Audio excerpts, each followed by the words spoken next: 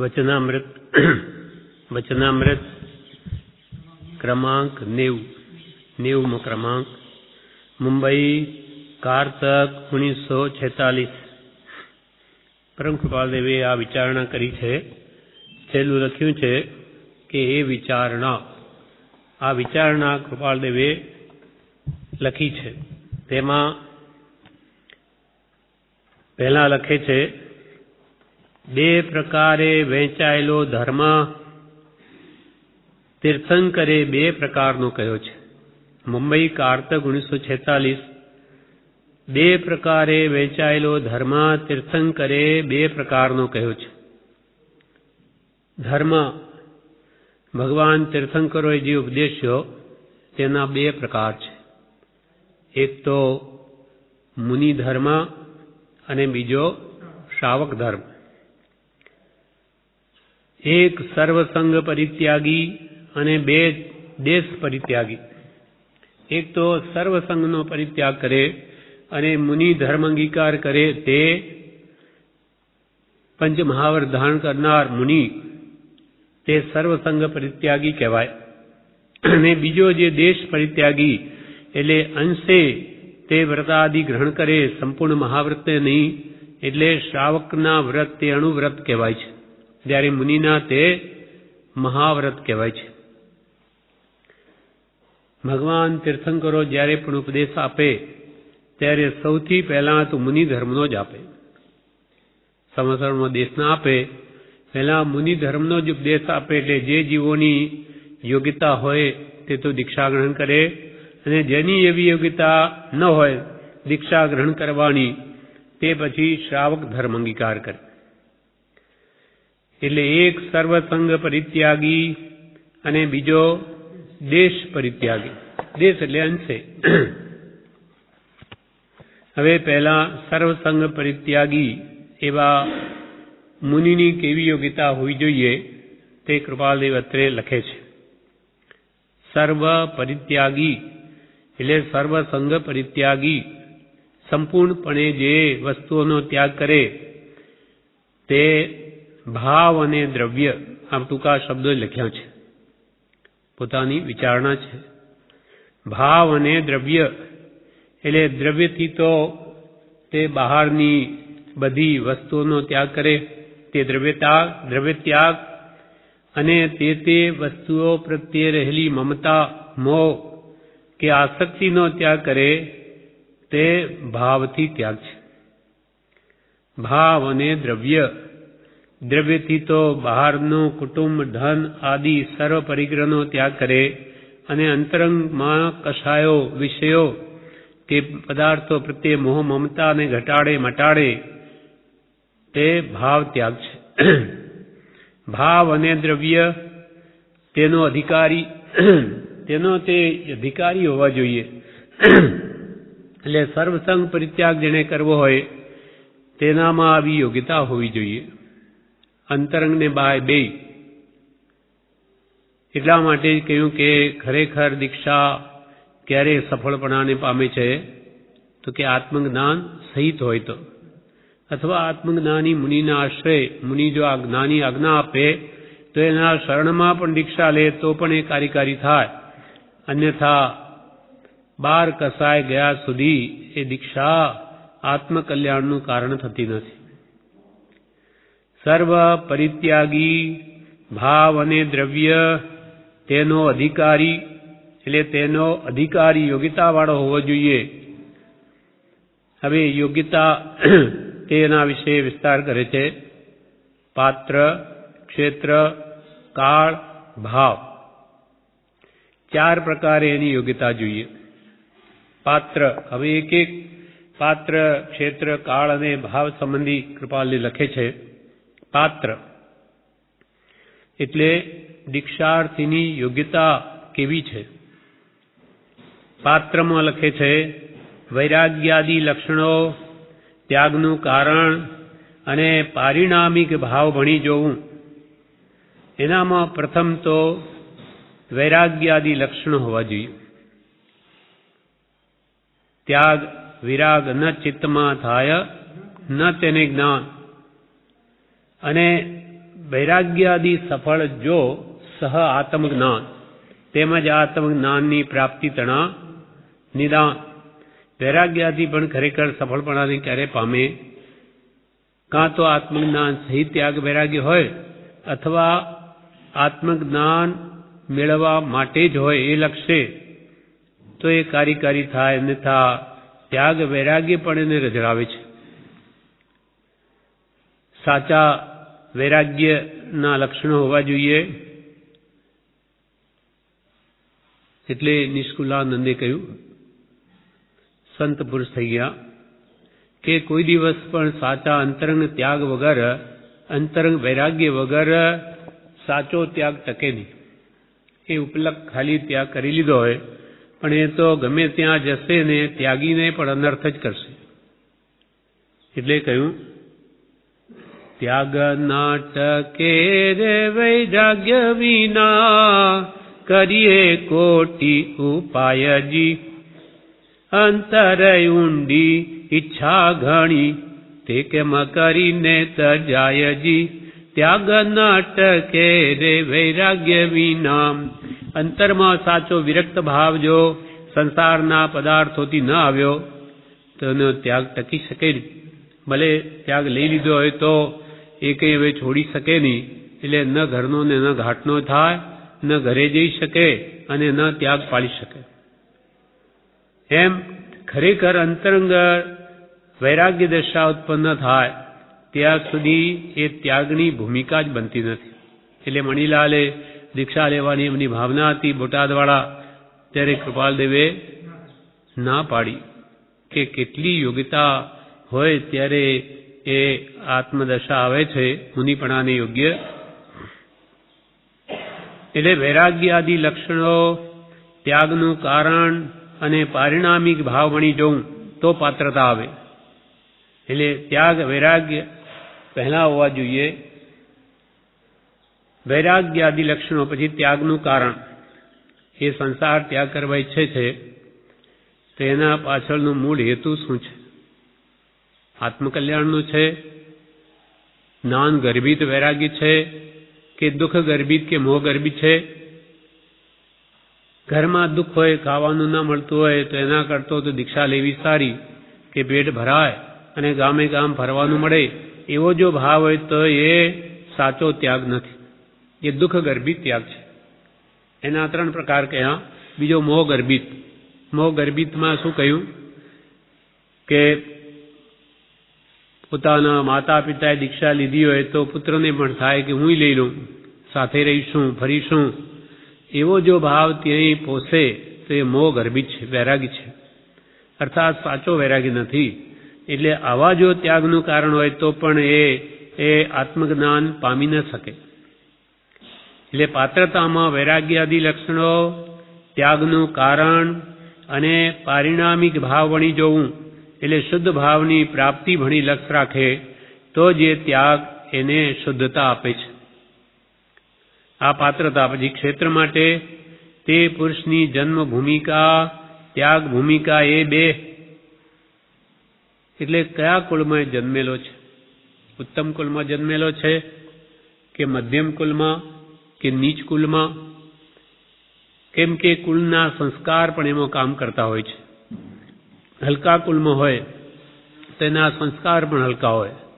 ઉચ્ચ કુળનો હોય તો સહેજે એના વિચારો જે એને ગલત ગુથીમાં બાપ દાદાથી એવા મળ્યા હોય કે ત્યાં એની વિચારધારા ઉત્તમ હોય. એટલે તે પુરુષની જન્મ ભૂમિકા જોવી પ્લસ ત્યાગ ભૂમિકા પણ જોવી. એટલે ત્યાગ કરવાની ખરેખર યોગ્યતા છે કે નહીં એનું પૂરેપૂરું નિરીક્ષણ કરીને જ જ્ઞાની ગુરુ એને દીક્ષાની આજ્ઞા આપે છે. એટલે પાત્ર, ક્ષેત્ર, જેમ કે યોગ્ય ક્ષેત્ર હોય તો તેમાં વાવેલું ઉગે. ભૂમિ એકદમ સ્વચ્છ હોય, નેંદેલી હોય, ખેડેલી હોય તો તેમાં બીજ વાવેલું ઉગે. તેમ આ બધી યોગ્યતા એના અંદર હોય તો જ એ આત્મજ્ઞાન પામી શકે એમ હોય છે. એટલે પાત્રતા પણ જુએ, એનું ક્ષેત્ર જુએ, જન્મ ભૂમિકા અને ત્યાગ ભૂમિકાનું ક્ષેત્ર જુએ અને કાળ જુએ. કાળમાં કૃપાલદેવે લખ્યું, અધિકારીની વય અને મુખ્ય વર્તતો કાળ. આટલા શબ્દો જ લખ્યા છે, પોતાની વિચારણા છે. એટલે અધિકારીની વય કેવી છે? જે દીક્ષા લેવા માટે તૈયાર થયો એ બાળક છે કે વૃદ્ધ છે કે યુવાન છે? જો બાળક હોય તો એની ખરેખર કેવી ભાવના છે? કયા કારણને લઈને પૂર્વનો સંસ્કારી છે કે આ ભાવમાં કોઈના કહેવામાં આવીને દીક્ષા લેવા ઈચ્છે છે તે જુએ. જેમ કે વજ્રસ્વામી પણ બાળક જ હતા, પણ એ તો પૂર્વના સંસ્કારી, એટલે 5 વર્ષની ઉંમરે દીક્ષા લે છે અને 8 વર્ષની ઉંમરે તો એ આચાર્ય પદવીને પામે છે. ગુણા પૂજા સ્થાનં ગુણીસુ ન ચ લિંગ ન ચ વય. એટલે એ બાળક છે કે વૃદ્ધ છે કે યુવાન છે, એની ઉંમર કેવી છે અને મુખ્ય વર્તતો કાળ કેવો છે? એટલે વર્તમાન કાળમાં નાનીનો અભાવ છે એવો આ કાળ વર્તી રહ્યો છે. એટલે ખરેખર તો પ્રભુશ્રીએ કહ્યું કે આ કાળ દીક્ષા લેવાને યોગ્ય નથી, કેમ કે સત્સંગનો સર્વત્ર અભાવ છે અને જ્ઞાની પુરુષનો જોગ નથી. એટલે આ બધું જોઈને પછી દીક્ષાને તે લાયક બને છે. કાળ એટલે અધિકારીની વય, મુખ્ય વર્તતો કાળ, પછી આવે ભાવ. હવે ભાવ એના કેવા રહે છે? વિનયાદિક તેની યોગ્યતા અને શક્તિ, તેને ગુરુએ પ્રથમ શું ઉપદેશ કરવો? હવે ભાવમાં વિનયાદિક એટલે એના વિનયાદિ ગુણો કેવા છે? વિનય વિવેક એ કેવો છે? કેમ કે વિનય વિના તો વિદ્યા જ ના આવે.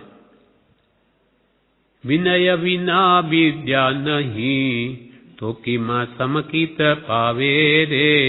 રે જીવ માનન કીજીએ માને વિનય ન આવે રે. રે જીવ માનન કીજીએ. માન અહંકાર જ્યાં છે ત્યાં એને વિદ્યા ચઢે નહીં. વિનય વિના વિદ્યા નહીં. એક ચંડાલ જેવાને પણ વિદ્યા નહીં ચડી. એ કૃપાલદેવ દ્રષ્ટાંત મોક્ષમાળામાં આપ્યું.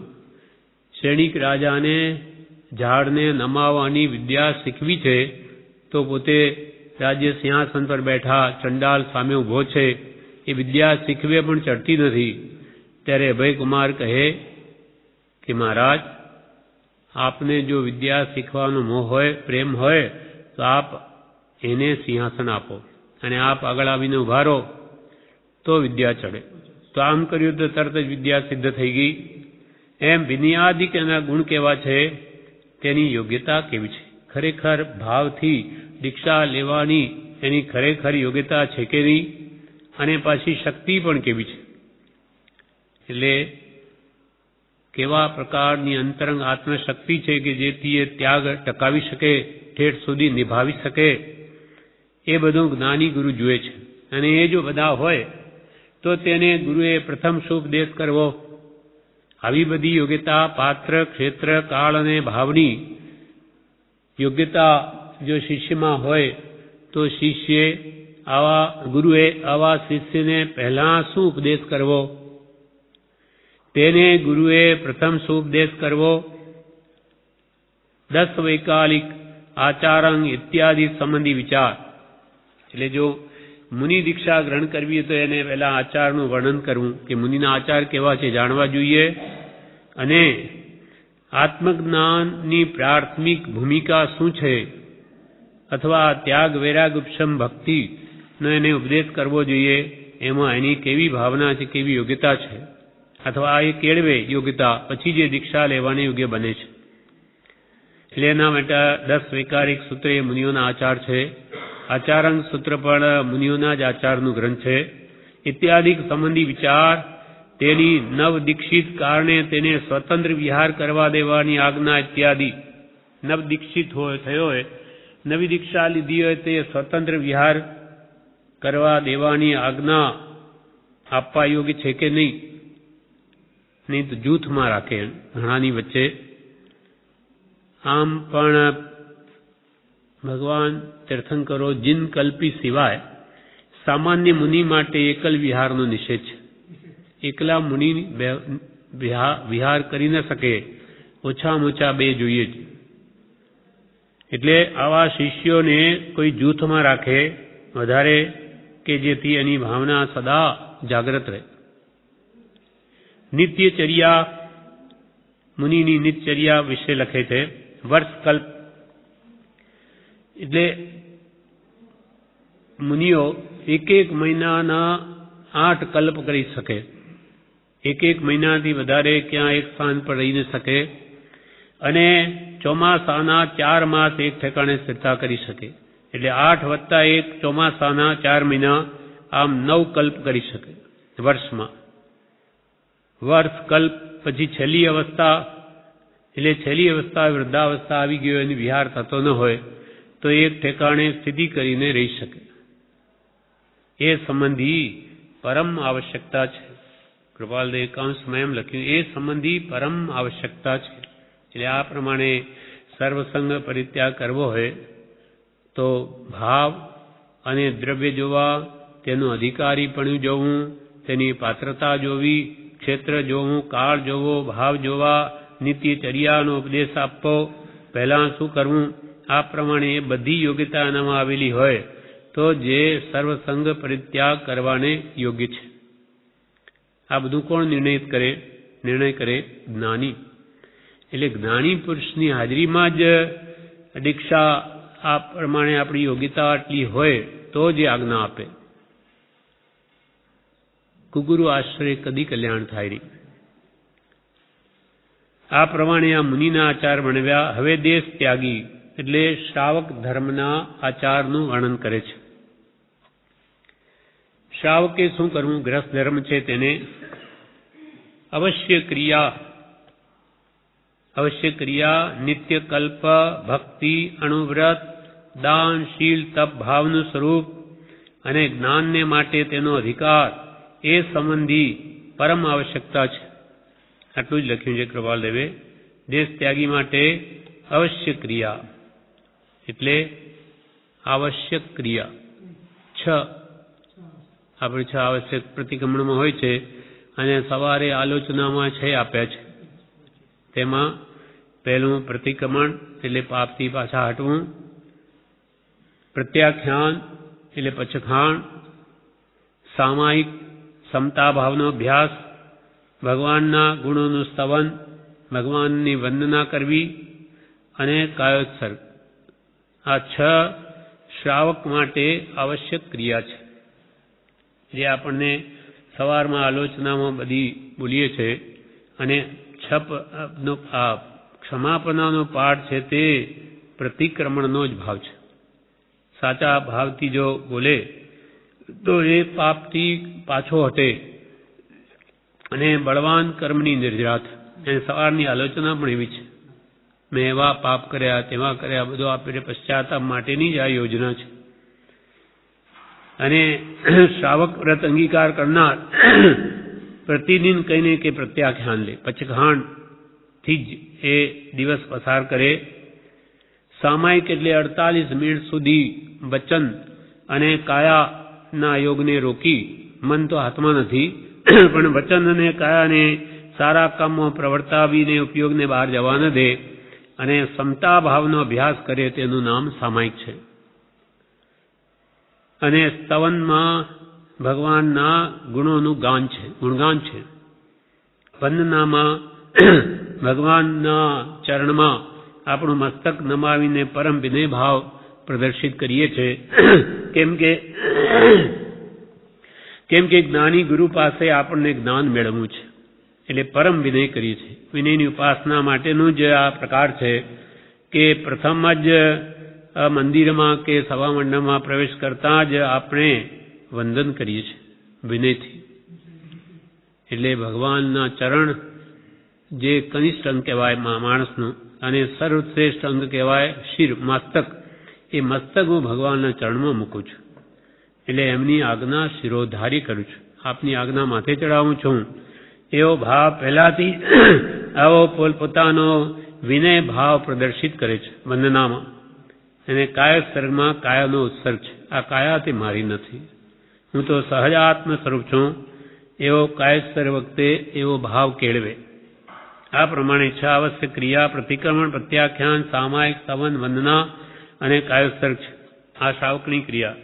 પછી નિત્ય કલ્પમાં શ્રાવક તો હંમેશા પોતાના ઘરમાં જ રહે છે, એ કંઈ વિહાર કરતા નથી. શ્રાવક ઘરે જ રહે, એ કંઈ પ્રતિમાસ કે બીજે જાય નહીં. એટલે નિત્ય કલ્પ છે, એના માટે એક જ ઠેકાણે સ્થિરતા છે. પછી ભક્તિ, રોજે ભગવાનની ભક્તિ કરે છે શ્રાવક જે હોય. સવાર સાંજ બને તો અનુકૂળતા હોય તો બપોરે પણ કરે, નહીં તો સવાર સાંજ. દિવસે કદાચ વ્યવસાયમાં કાળ જાય, પણ સવાર સાંજ તો જરૂર આરાધના કરે, ભક્તિ. પછી અણુવ્રત, 12 અણુવ્રત પાડે, 5 અણુવ્રત, 12 તો વ્રત પાડે, તેમાં 5 અણુવ્રત છે તે અહિંસા, સત્ય, અચૌર્ય, બ્રહ્મચર્ય અને પરિગ્રહ ત્યાગ. એટલે મુનિ તો સર્વથા પાડે, જ્યારે શ્રાવક છે તે અંશે પાડે છે. કેમ કે એ સ્થૂળ હિંસાનો ત્યાગ કરી શકતો નથી. એકેન્દ્રિય જળકાય, અગ્નિકાય, વાયુકાય, એનાથી ઘણા રોજે પ્રતિદિન જીવો મરે છે. એટલે એનો ત્યાગ દેશ ત્યાગ કહેવાય. એટલે આવી રીતે અહિંસા વ્રત પાળે પણ દેશે, સત્ય પણ એકદમ સંપૂર્ણ રીતે છોડી શકતો નથી. જે દોષ લાગે એટલું પાપ તો છે જ, પણ એને હજુ સંપૂર્ણ નથી સત્ય પાળી શકતો, એટલે એ દેશ વ્રત કહેવાય. અહિંસા, સત્ય, ચોરી પણ સંપૂર્ણ રીતે ત્યાગ નથી કરી શકતો, માટે એ પણ દેશે અચૌર્ય વ્રત છે. બ્રહ્મચર્ય પણ સંપૂર્ણપણે નથી પાળી શકતો, એટલે એ પણ દેશે બ્રહ્મચર્ય છે. અને પરિગ્રહનો પણ સર્વથા ત્યાગ નથી કરી શકતો, માટે તે દેશે પરિગ્રહ ત્યાગી છે. અર્થ દેશે એટલે અંશે. આ પ્રમાણે તે 5 અણુવ્રત પાળે છે. ભક્તિ, અણુવ્રત, દાન, શીલ, તપ, ભાવનું સ્વરૂપ. રોજ યથાશક્તિ દાન આપે, શીલ પાળે, તપ, ઈચ્છા નિરોધ તપ, બાહ્ય તપ કરી શકે તો શ્રેષ્ઠ છે, ન કરી શકે તો અંતરંગ તપ છે, ઈચ્છાનો નિરોધ કરવો, તેમ પ્રયત્ન કરે. અથવા સ્વાધ્યાય મોટું તપ છે, ભક્તિ પણ તપ છે, ઈચ્છાઓને રોકવી એ પણ તપ છે. તેવી રીતે તપનું આરાધન કરે. અને ભાવ સારા રહેવા માટે સ્વાધ્યાય કરે, ભક્તિ કરે.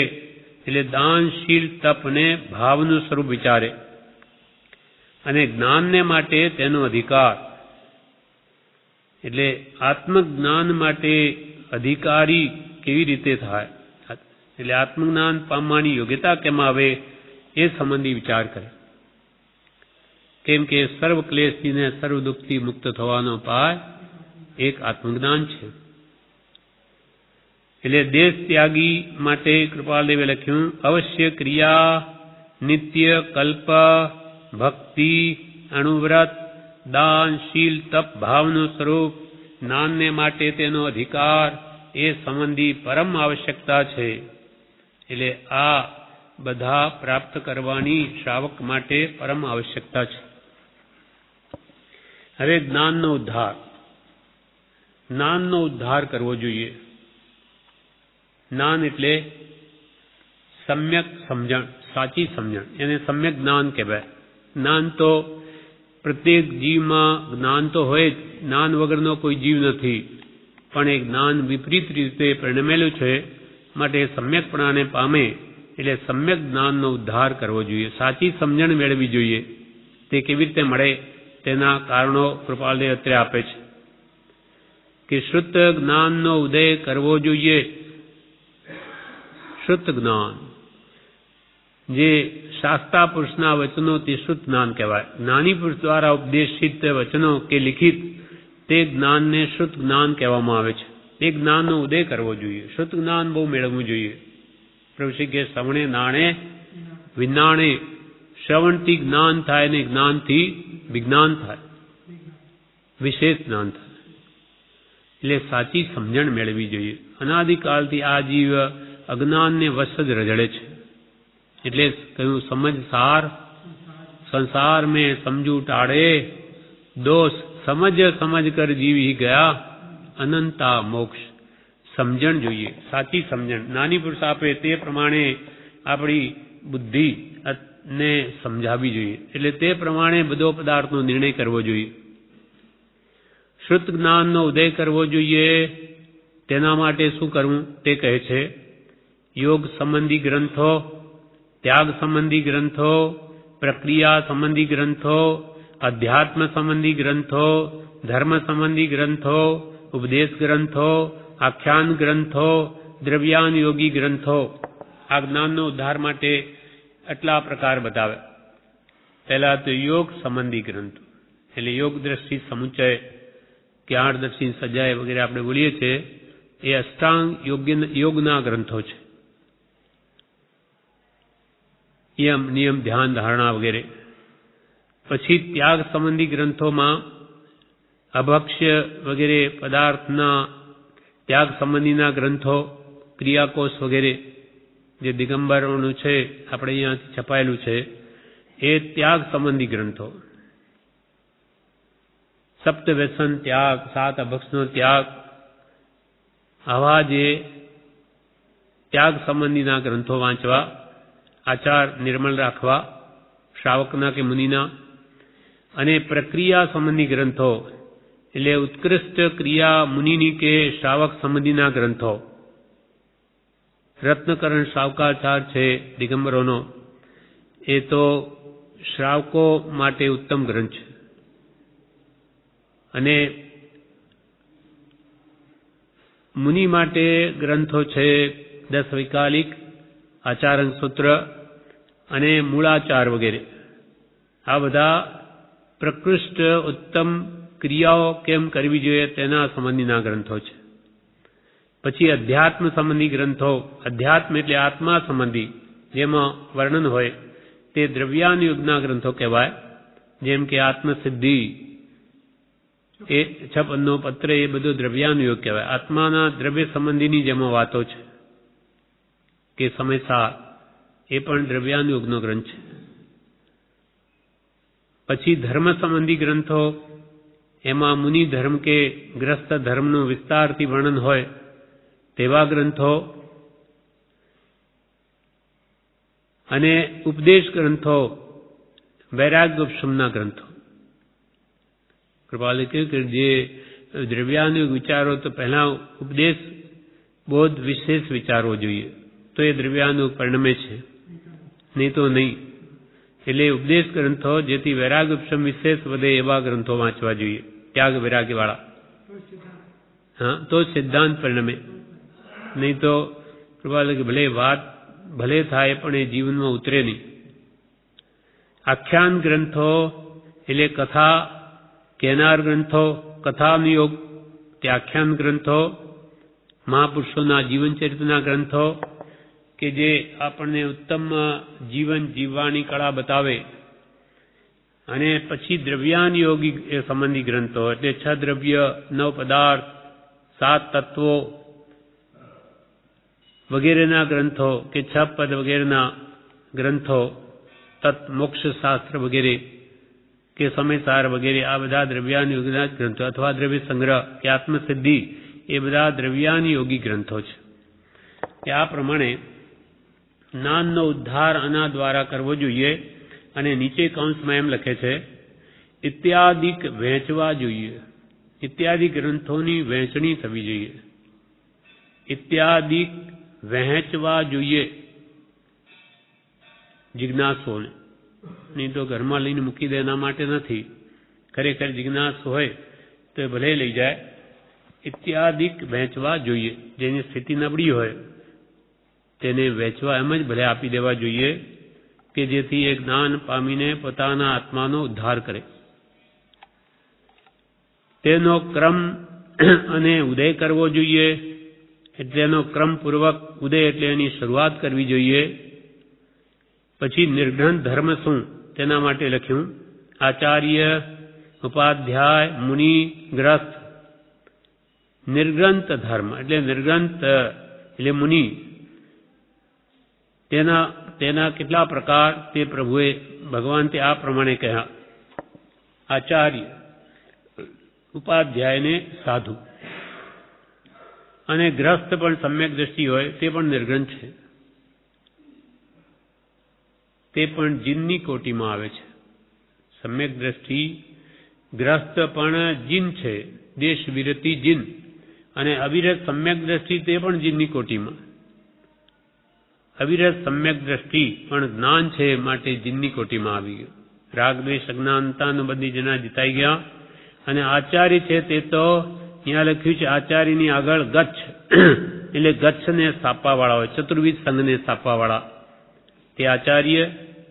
ઉપાધ્યાય તે પ્રવચન કરવાવાળા, મુનિઓને ભણાવવાવાળા.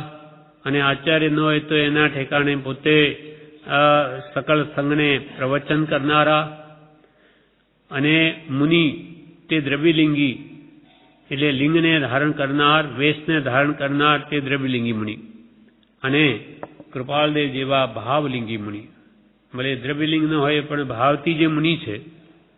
અને ગ્રસ્ત તે સમ્યક દ્રષ્ટિગ્રસ્ત, અન્ય દર્શન સંબંધ એટલે બીજા ધર્મો સંબંધીનું પણ જ્ઞાન મેળવવું જોઈએ. આ સઘળું યોજાવું જોઈએ, આ સઘળું યોજાવું જોઈએ. મત મતાંતર તેનું સ્વરૂપ તેને સમજાવવા એટલે મત મતાંતર કયા કયા પ્રકારની માન્યતાઓ ચાલી રહી છે, તેનું સ્વરૂપ શું છે, અને તેને સમજાવવા. એ પણ વાત સ્યાદબાદપૂર્વક લોકોને સમજાવવી જોઈએ કે આ મત આમ કે છે, આ મત એમ કે છે, પણ ખરું આ જણાય છે. અને માર્ગની શૈલી તે સ્યાદવાદથી યથાર્થ સમજી તે પ્રમાણે જીવન ગાળવું. સ્યાદવાદ શૈલી જીવનનું ગાળવું. ઉદ્યોત એટલે ભગવાનના ઉપદેશને સ્યાદવાદથી સમજી તે પ્રમાણે પોતે જીવન ગાળવું. અને ઉદ્યોત એટલે આત્મજ્ઞાનનો ઉદ્યોત કરવો જોઈએ, પ્રકાશ કરવો જોઈએ. એ વિચારણા કૃપાલદેવ કાંસમાં લખ્યું, એ વિચારણા. આ બધી અમારી વિચારણા છે. આ પ્રમાણે 90મો ક્રમાંક પૂરો થયો. હવે ક્રમાંક 91 મુંબઈ કારતક 1946 સમ્યક દર્શનનું મહાત્મ્ય કે છે. તે પવિત્ર દર્શન થયા પછી ગમે તે વર્તન હો, પરંતુ તેને તીવ્ર બંધન નથી, અનંત સંસાર નથી, સોળ ભવ નથી, અભ્યંતર દુઃખ નથી, શંકાનું નિમિત્ત નથી, અંતરંગ મોહિની નથી. સત સત નિરૂપમ સર્વોત્તમ શુક્લ શીતળ અમૃતમય દર્શન માત્ર સમ્યક જ્યોતિર્મય ચિરકાલ આનંદની પ્રાપ્તિ અદ્ભુત સત્સ્વરૂપ દર્શિતાની બલિયારી છે. સત્સ્વરૂપ દર્શિતાની બલિયારી છે. સત્સ્વરૂપને બતાવનાર એવા સમ્યક દર્શનની તો સદા બલિયારી છે. તે પવિત્ર દર્શન થયા પછી આત્માનું દર્શન, સમ્યક દર્શન, આત્માનો અનુભવ થયા પછી ગમે તે વર્તન હો એટલે ઉદય પ્રમાણે ગમે તે વર્તન હો છતાં એ મહાત્મા છૂટે છે. એટલે ભરત ચક્રવર્તી જેવા લડાઈ કરી રહ્યા છે, લોહીની નદીઓ વહી રહી. તે વખતે પુંડરીક ગણતરે ઋષભદેવ ભગવાનને પૂછ્યું કે હમણાં ભરતના પરિણામ કેવા, ભાવ કેવા? તો કે તારા જેવા. હવે ક્યાં ગણધર 4 જ્ઞાનના ધરતા મુનિ, એમના ભાવ કેવા હોય? તો ભરત ચક્રવર્તી ત્યાં યુદ્ધમાં એના ભાવ એવા છે. કેમ કે સમ્યક દર્શન છે. એટલે એની હાજરીમાં જે કંઈ પણ ક્રિયા હોય તે નિર્જરા માટે જ થાય છે. એટલે સમ્યક દ્રષ્ટિ ખાતા છતાં ખાતા નથી, પીતા છતાં પીતા નથી, ભોગવતા છતાંય ભોગવતા નથી. કેમ કે અંતરંગ સાવ અલિપ્ત દશા હોય છે, માત્ર ઉદયાધીન વર્તન હોય. એટલે કૃપાલ કે વિચરે ઉદય પ્રયોગ, જેવા ઉદય માત્ર એના આધારે વિચરે, એમને કોઈ પદાર્થ મેળવવાની કે કોઈ પણ ઈચ્છા નથી. અને ઈચ્છા રહિતપણે એની બધી ક્રિયા છે, માત્ર ઉદયાધીન માટે પ્રતિ સમય છૂટે છે. તે પવિત્ર દર્શન થયા પછી એટલે કે સમ્યક દર્શન થયા પછી ગમે તે વર્તન હો, પરંતુ તેને તીવ્ર બંધન નથી. તીવ્ર બંધન અનંત સંસાર, કેમ કે અનંતાનુબંધી કસાય ગયા એટલે તીવ્ર બંધન હોય નહીં. અનંત સંસાર વધે એવો આમ તો કહ્યું પ્રતિક્રમણમાં કે સંમદિઠ્ઠિ ન કરી પાવન, અને કદાચ કરે તો અપોસી હોય બંધો નિધમ ધસમ ન કુણી, અલ્પમાત્ર એને કર્મબંધા, જે જ્ઞાન ધ્યાનથી ખપાવી શકે એને અનંત સંસાર વધે એવું કર્મ જ ન બંધાય. કેમ કે અનંતાનુમની કશાય જ ગયા. જે અનંત સંસાર વધારવાનું કારણ એ તો મટી ગયું છે. એટલે તે પવિત્ર દર્શન એટલે સમ્યક દર્શન થયા પછી ગમે તે વર્તન એટલે ગમે તે આપણું જે વર્તન હોય મોહવાળું એવું તો હોય જ નહીં. કેમ કે જ્ઞાનની હાજરી છે. ગમે તે વર્તન હોય એટલે એના ઉદય પ્રમાણે ગમે તે ભલે વ્યવસાય કરતા હો કે આપણને એમ લાગે કે આ શું આપણી જેમ જ છે, છતાં એનું અંતર જુદું હોય, અલિપ્ત હોય. તે પવિત્ર દર્શન થયા પછી ગમે તે વર્તન હો, પરંતુ તેને તીવ્ર બંધન નથી, અનંત સંસાર નથી, 16 ભવ નથી. સમ્યક દર્શન વમે નહીં તો એને 15 ભવથી 16મો ભવ નથી, વધારેમાં વધારે. એટલે કૃપાલ કે એને 16 ભવ નથી, અભ્યંતર દુઃખ નથી. એટલે કેમ કે એ દુઃખને પોતાનું માનતો જ નથી. દુઃખ તો મારા કર્મને આધીન કર્મનું સ્વરૂપ છે, મારા આત્માને વાળ વાંકો પણ ન કરી શકે. એ સમ્યક દ્રષ્ટિની એવી માન્યતા હોય છે. એટલે અભ્યંતર દુઃખ નથી, અંતરમાં એને કોઈ દુઃખ નથી, શંકાનું નિમિત્ત નથી, એની કોઈ આત્માની શંકા નથી, ક્ષય દ્રવ્યોની શંકા નથી, એટલે તેને કોઈ સંતાપ નથી. જ્યાં શંકા ત્યાં ગણ સંતાપ, નાનત શંકા નહીં સ્થાપ. જ્યાં શંકા ત્યાં ગણ સંતાપ, જ્યાં શંકા રહ્યા કરે ત્યાં સંતાપ છે, અંતરમાં દુઃખ હોય. પણ જ્ઞાન તહા શંકાની થાપ, જેને આત્માનો સાક્ષાત અનુભવ છે એને કોઈ શંકા નથી. ભગવાને કહ્યું તે પરમ સત્ય ભાષે છે. એટલે કે શંકાનું એને કોઈ નિમિત્ત નથી, અંતરંગ મોહિની નથી, અંદરથી કોઈ પદાર્થ પ્રત્યે એને આસક્તિ નથી. સંસારી જીવનની જે દુઃખ છે તે આ મોહનું છે, આસક્તિનું. અંતરંગ મોહિની નથી તો એ કેવું છે? જ્ઞાન, આત્મજ્ઞાન કે અનુભવ, સત નિરૂપમ, જેની ઉપમા કોઈની સાથે ના આપી શકાય એવું છે. સર્વોત્તમ શુક્લ, આવું પવિત્ર શીતળ પરમ શાંતિ આપનાર અમૃતમય દર્શન જ્ઞાન, એનું દર્શન જ્યાં જોઈએ ત્યાં બધું અમૃતમય છે.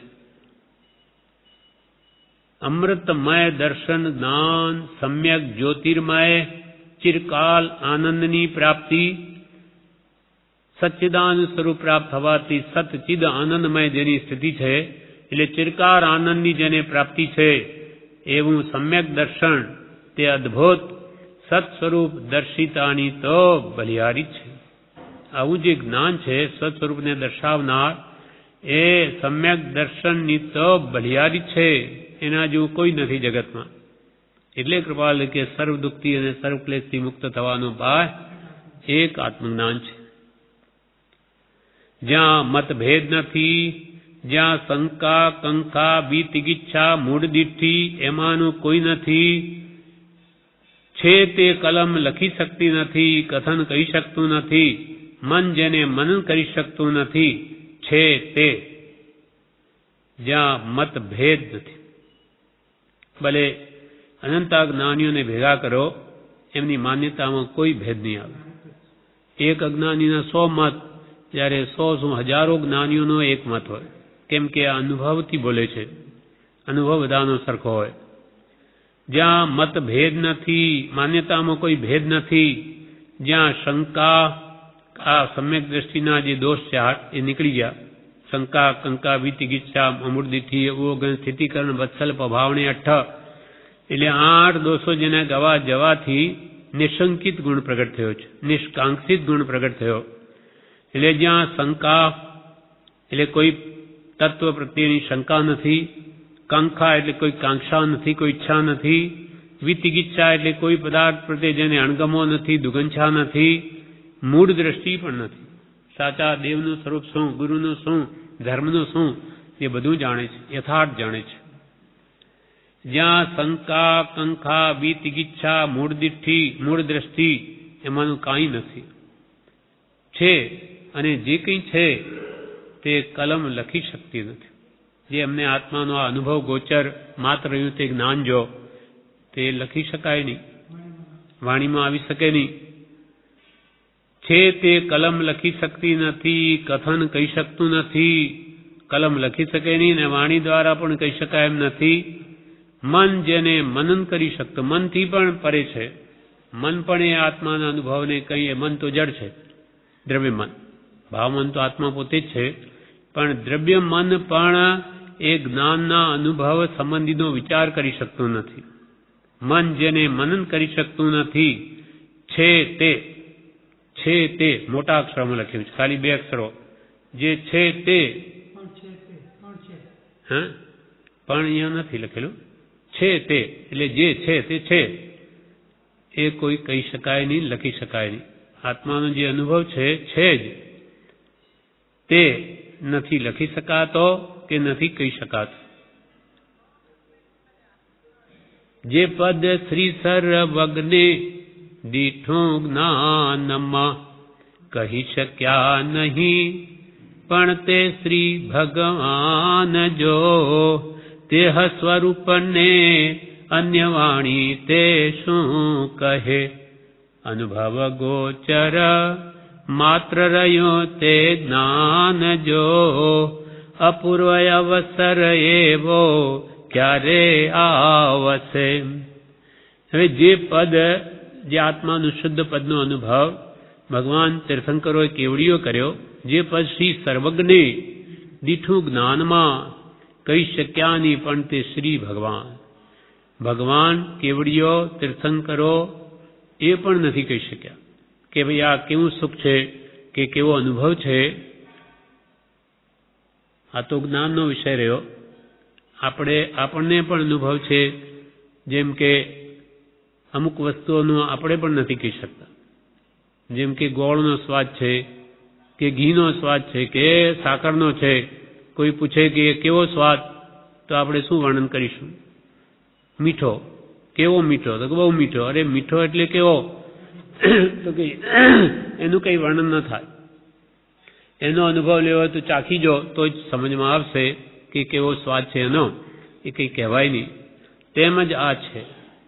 આ તો ઘણી અદ્ભુત એ સુખ જે છે એ તો સર્વ પ્રકારના, સર્વ જીવોના, સર્વકાળના, સર્વ ઇન્દ્રિય સુખોને ભેગા કરી દે તો પણ એ આત્માને એક સમયની તુલના કરી જ ન શકે એમ ભગવાન તીર્થંકરોએ કહ્યું છે. એટલું બધું આત્માનું અનંત સુખ છે. અને એ સુખમાં જ્યારે મગ્ન હોય ત્યારે મહાત્માઓ એ ધ્યાનથી બહાર જ આવવા નથી ઈચ્છતા. પ્રશ્ન કે પ્રભુ અમે ધ્યાનમાં બેઠા હોઈએ અને ધબ દઈને આવીને ગોળો પડે વિકલ્પનો કે ધ્યાન ભંગ થઈ જાય. બાકી મુનિનો ધર્મ તો ધ્યાન અને સ્વાધ્યાય છે. તેમ શ્રાવકનો ધર્મ ભક્તિ અને સ્વાધ્યાય, મુનિનો ધર્મ ધ્યાન અને સ્વાધ્યાય. એ ધ્યાનમાં રહી શકે ત્યાં સુધી આત્મધ્યાનથી બહાર આવવા જ નહીં છે. બહાર આવે ત્યારે પછી ઉપયોગને કંઈ લગાવી રાખે એટલે ભક્તિ કરે, શાસ્ત્ર વાંચે, શાસ્ત્ર લખે કે ઉપદેશ આપે, જેથી એથી નીચે ન જવાય, અશુભ ધ્યાનમાં નહીં જવાય. એમ જ્યાં આત્મજ્ઞાન છે ત્યાં મતભેદ નથી. જ્યાં શંકા, કંખા, વિતગીચ્છા, મૂળ દ્રષ્ટિ એમાંનું કાંઈ નથી. છે તે કલમ લખી શકતી નથી, કથન કહી શકતું નથી, મન જેને મનન કરી શકતું નથી. છે તે જે અમને આત્માનુભવ છે તે. આ પ્રમાણે આ પત્ર 91 ક્રમાંક 91 પણ પૂરો થયો. વિશેષ આગળનો આવતીકાલ થઈશ. હવે આગળનો પત્રાંક 92. મુંબઈ, કારતક 1946. સર્વ દર્શનથી ઉચ્ચ ગતિ છે, સર્વ દર્શનથી ઉચ્ચ ગતિ છે, પરંતુ મોક્ષનો માર્ગ જ્ઞાનીઓએ તે અક્ષરોમાં સ્પષ્ટ દર્શાવ્યો નથી. ગૌણતાએ રાખ્યો છે. તે ગૌણતાનું સર્વોત્તમ તત્વ આ જણાય છે. નિશ્ચય, નિર્ગ્રંથ જ્ઞાની ગુરુની પ્રાપ્તિ, તેની આજ્ઞાનું આરાધવું, સમીપમાં સદૈવ કાળ રહેવું, કાં સત્સંગની પ્રાપ્તિમાં રહેવું, આત્મદર્શિતા ત્યારે પ્રાપ્ત થશે. આટલો જ સંક્ષિપ્ત પત્ર છે. એમાં કૃપાલદેવે કહ્યું, સર્વ દર્શનથી ઊંચ ગતિ છે. સટ દર્શન, છ દર્શન, જૈન દર્શન, બૌદ્ધ દર્શન, મીમાંસક દર્શન, આ વેદાંત દર્શન, કે નાસ્તિક પણ દર્શન ગણાય છે. એ પ્રમાણે જે છ મુખ્ય ધર્મો ગણાય એના પેટાભેદ અનેક છે. એ જે આસ્તિક મતવાળાઓ છે દર્શનો, તે દ્વારા તો ઉચ્ચ ગતિ છે, એટલે કે બધા પુણ્ય પાપની ક્રિયામાં માને છે. પુણ્યથી સદૈવ ઉચ્ચ ગતિ છે. એટલે કોઈ પણ ધર્મ એ સદાચાર રીતે પાળશે તો એની ગતિ તો ઊંચી થશે, એનો ના નથી. એટલે કહ્યું સર્વ દર્શનથી ઉચ્ચ ગતિ છે. સાધારણ બાળ તપ કરે, જ્ઞાન તપ, સદધર્મે પામ્યો નથી. ગમે તે ધર્મો કાય ક્લેશાદી તપ કરે તો દેવગતિ તો થઈ જાય, એમાં મોટી વાત નથી. એટલે દેવો કેટલા છે? મનુષ્યો કરતા અસંખ્યાત ગણા. મનુષ્યો તો સંખ્યાત છે કરોડો અબજોની હિસાબમાં, જ્યારે એ તો અસંખ્યાત દેવો છે, ગણતરી નથી. એટલા બધા દેવો છે. કેમ કે આવું જીવ કોઈ પણ પુણ્ય થોડુંક બાંધે કે ત્યાં ચાલ્યો જાય. એટલે સર્વ દર્શનથી ઉચ્ચ ગતિ છે. પરંતુ મોક્ષનો માર્ગ જ્ઞાનીઓએ તે અક્ષરોમાં સ્પષ્ટ દર્શાવ્યો નથી. પણ જ્ઞાની પુરુષોએ મુક્તિનો માર્ગ તે અક્ષરોમાં સ્પષ્ટ કર્યો નથી, ગૌણતાએ રાખ્યો છે. કેમ? તો કે પાવે નહીં ગુરુ ગમ બિના. આ વસ્તુ એવી છે, કઈ શાસ્ત્રમાં લખી દે તેથી બધા એનો મર્મ સમજી જાય અને પકડી લે અને સતમાર્ગે ચડી જાય, નહીં બને. સામાન્ય નહીં તો આપણને થાય કે ગુરુઓએ એવું શું કામ પોતાના હાથમાં રાખ્યું હોય, તો લખી દેવું હતું ને. તેથી બધા મોક્ષને પામે, શું કામ ગૌણતાએ રાખ્યું? પણ ગુરુ બિન જ્ઞાન ન ઉપજે, ગુરુ બિન મિલે ને ભેદ, ગુરુ બિન સંશય ના મિટે. જય જય જય ગુરુદેવ. ગુરુ કેમ પાવે નહીં? ગુરુ ગમ બિના. આ તો આત્મધર્મ શિક્ષા છે, જે આપણે કદી પામ્યા નથી. પણ વ્યવહાર શિક્ષા તો આપણે અનેક વાર પામી છે, અનેક ભાવોમાં. છતાં પણ એના માટે ગુરુ જોઈએ છે. એના માટે સ્કૂલો કે કોલેજો શા માટે કરી? કે ભાઈ ગુરુ બિન જ્ઞાન નહીં થા. ખાલી પોથા વાંચી લઈએ અને પરીક્ષા આપી દે તો એનો મર્મ નહીં સમજાય. એટલે એનું મર્મ સમજાવવા માટે લૌકિક વિદ્યાઓ માટે પણ સ્કૂલો કે કોલેજોમાં છોકરાઓને જવું પડે, કે તેથી ગુરુ એનો રહસ્ય સમજાવે. અને એના માટે કરોડોનો ખર્ચ પણ સરકાર કરે છે. કેમ કે ગુરુ બિન જ્ઞાન ન હોય. તો પછી અહીંયા જે મર્મ લખી દે ચોપડામાં અને બધા જાણીને ઉડતું જો વિપરીત કરી નાખે તો માર્યો જાય. એ તો મર્મ છે, યોગ્યતા હોય તેને જ અપાય. એટલે અહીંયા કહ્યું કે સર્વદર્શનથી ઉચ્ચ ગતિ છે, પરંતુ મોક્ષનો માર્ગ જ્ઞાનીઓએ તે અક્ષરોમાં સ્પષ્ટ દર્શાવ્યો નથી. કૃપાલે કહ્યું ને, શાસ્ત્રમાં માર્ગ કયો છે, પણ મર્મ તો સત્પુરુષના અંતર આત્મામાં રહ્યો છે, અને તે કોઈ યોગ્ય જીવ હોય તેને જ આપવામાં આવે. પરંતુ મોક્ષનો માર્ગ જ્ઞાનીઓએ તે અક્ષરોમાં સ્પષ્ટ દર્શાવ્યો નથી, ગૌણતાએ રાખ્યો છે. તે ગૌણતાનું સર્વોત્તમ તત્વ, એટલે તે ગૌણતાનું સર્વોત્તમ રહસ્ય આ જણાય છે. શું જણાય છે? સર્વોત્તમ રહસ્ય, કે જેના કારણે જ્ઞાનીઓએ ગુપ્ત રહસ્ય અને ગૌણ રાખ્યું. તો કે નિશ્ચય નક્કી કહીએ છીએ કે નિર્ગ્રંથ જ્ઞાની ગુરુની પ્રાપ્તિ, પહેલા તો તેની આજ્ઞાનું આરાધવું, સમીપમાં સદૈવ કાલ રહેવું, ત્યાં સત્સંગની પ્રાપ્તિમાં રહેવું. આત્મદર્શિતા ત્યારે પ્રાપ્ત થશે, એમને એમ નહીં થાય. આત્મદર્શિતા એટલે આત્મા જોવાની રીત કે દ્રષ્ટિ, એ તો સાચી સમ્યક દ્રષ્ટિ ક્યારે મળશે? તો કે નિશ્ચય નક્કી કહીએ છીએ કે નિર્ગ્રંથ જ્ઞાની ગુરુની પ્રાપ્તિ. કેવા ગુરુની પ્રાપ્તિ? વિશેષણ લગાડ્યું, નિર્ગ્રંથ. જેની મિથ્યાત્વરૂપી ગ્રંથિ ગળી ગઈ, જેનું અજ્ઞાન નાશ પામ્યું, જે સમ્યક દર્શનને પામ્યા, આત્મજ્ઞાનને પામ્યા, એવા ગુરુ. આત્મજ્ઞાન ત્યાં મુનિ પણ એવા મુનિઓ જોઈએ. આત્મજ્ઞાન સમદર્શિતા વિચરે ઉદય પ્રયોગ અપૂર્વ વાણી. જેની વાણી અજ્ઞાનીઓથી સાવ જુદી પડે, અપૂર્વ વાણી, પરમ શુદ્ધ ગુણ જેનામાં હોય, જે સર્વ ધર્મના રહસ્યને જાણતા હોય અને શિષ્યને મર્મ સમજાવી શકે એની યોગ્યતા પ્રમાણે એવા અપૂર્વ શુદ્ધના ધારક હોય. અપૂર્વ વાણી, પરમ શુદ્ધ સદગુરુ લક્ષણ, યોગ્ય સદગુરુના લક્ષણ છે. એવા નિર્ગ્રંથ ગુરુની પ્રાપ્તિ જોઈએ, જે આપણને આવા ગુરુ મળ્યા છે, જેને પરમાત્મા સ્વરૂપ પ્રગટ કર્યું છે, કેવળ લગભગ ભૂમિકાએ પહોંચ્યા છે, અને જેનો આત્મા દેહ છે કે નહીં તે પણ જેને ખબર પડતી નહીં, એટલી આત્માકાર જેની વૃત્તિ છે. અમે દેહ છીએ, અમે દેહધારી છીએ કે કેમ તે પણ સંભાળીએ ત્યારે માં જાણીએ છીએ. બ્રહ્મચારી કહે છે કે એવો પુરુષ આટલા વર્ષોમાં તો કોઈ દેખાયો નથી, અને હવે બાકીના કાળમાં એવો થાય એવો નથી. આ તો એક અછેરું થઈ ગયું. જેમ 10 અછેરા થયા તેમ આવા કાળમાં આવો પુરુષ હોય નહીં. એક તો ભયંકર અને ઊંડ અને ધીટ એવો કાળ, કે જે ભયંકર કાળનું વર્ણન ઋષભદેવ ભગવાને કર્યું એમના સમયમાં, કે એવો કાળ આગળ આવવાનો છે. તેનું વર્ણન સાંભળીને કેટલાય જણે દીક્ષા લઈ લીધી કે આવો ભયંકર કાળ આવશે કે જ્યાં સત્પુરુષની દુર્લભતા થઈ પડશે, તો આત્મકલ્યાણ કેવી રીતે થશે? એ સાંભળીને તરત જ આપણે મુક્તિને પામી જઈએ, એટલે ફરી જન્મવા ન રહે, એવા કેટલાય જણે દીક્ષા લઈ લીધી. તે જ કાળમાં આપણે બેઠા છીએ. અને આવા કાળમાં પરમ કૃપાળુ દેવનો જન્મ, આ તો ખરેખર 10 આશ્ચર્ય જેમ ભગવાન મહાવીર સ્વામીએ કહ્યા, તેમાં 11મું આશ્ચર્ય થઈ ગયું.